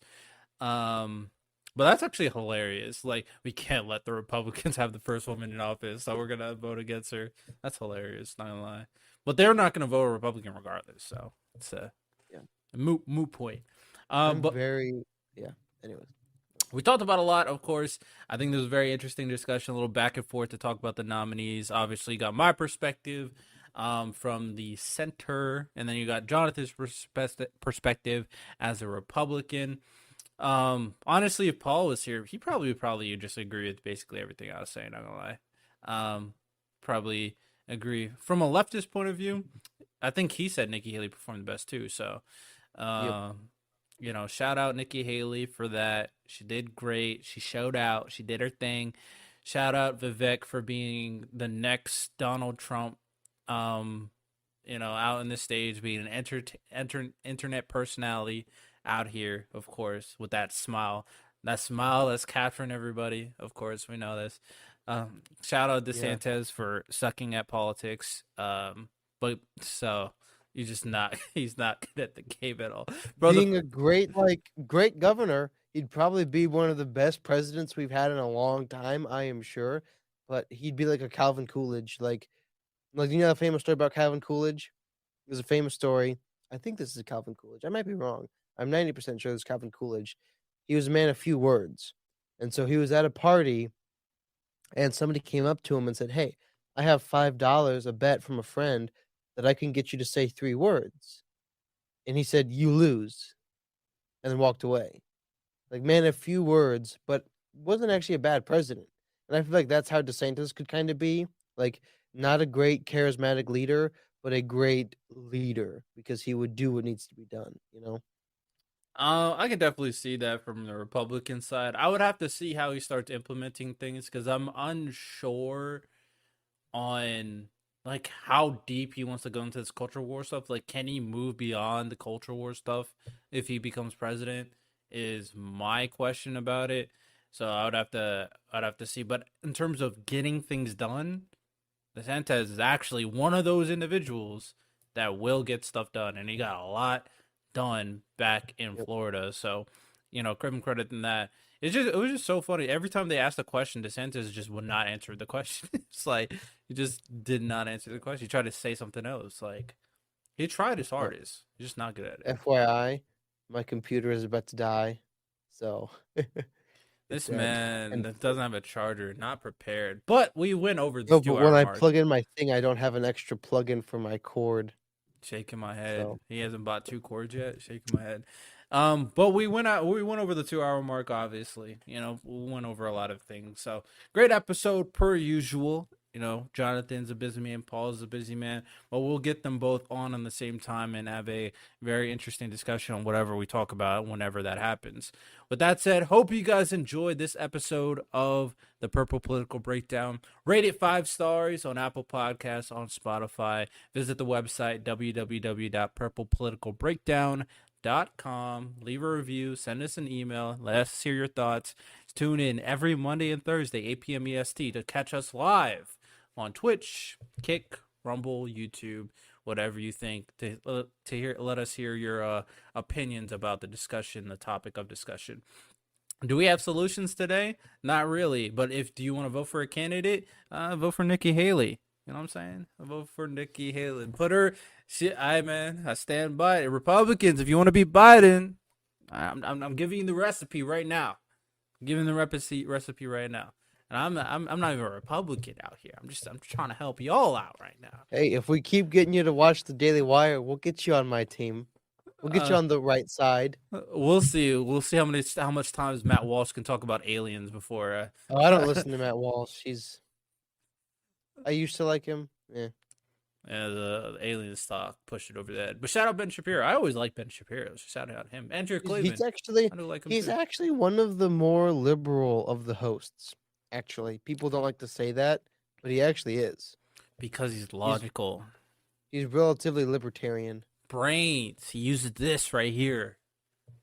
The right side is the middle side, honestly. Y'all have a good one. I was saying like relatively, right? Yeah, I mean compared to everybody else. Compared to all the other hosts, he's relatively liberal.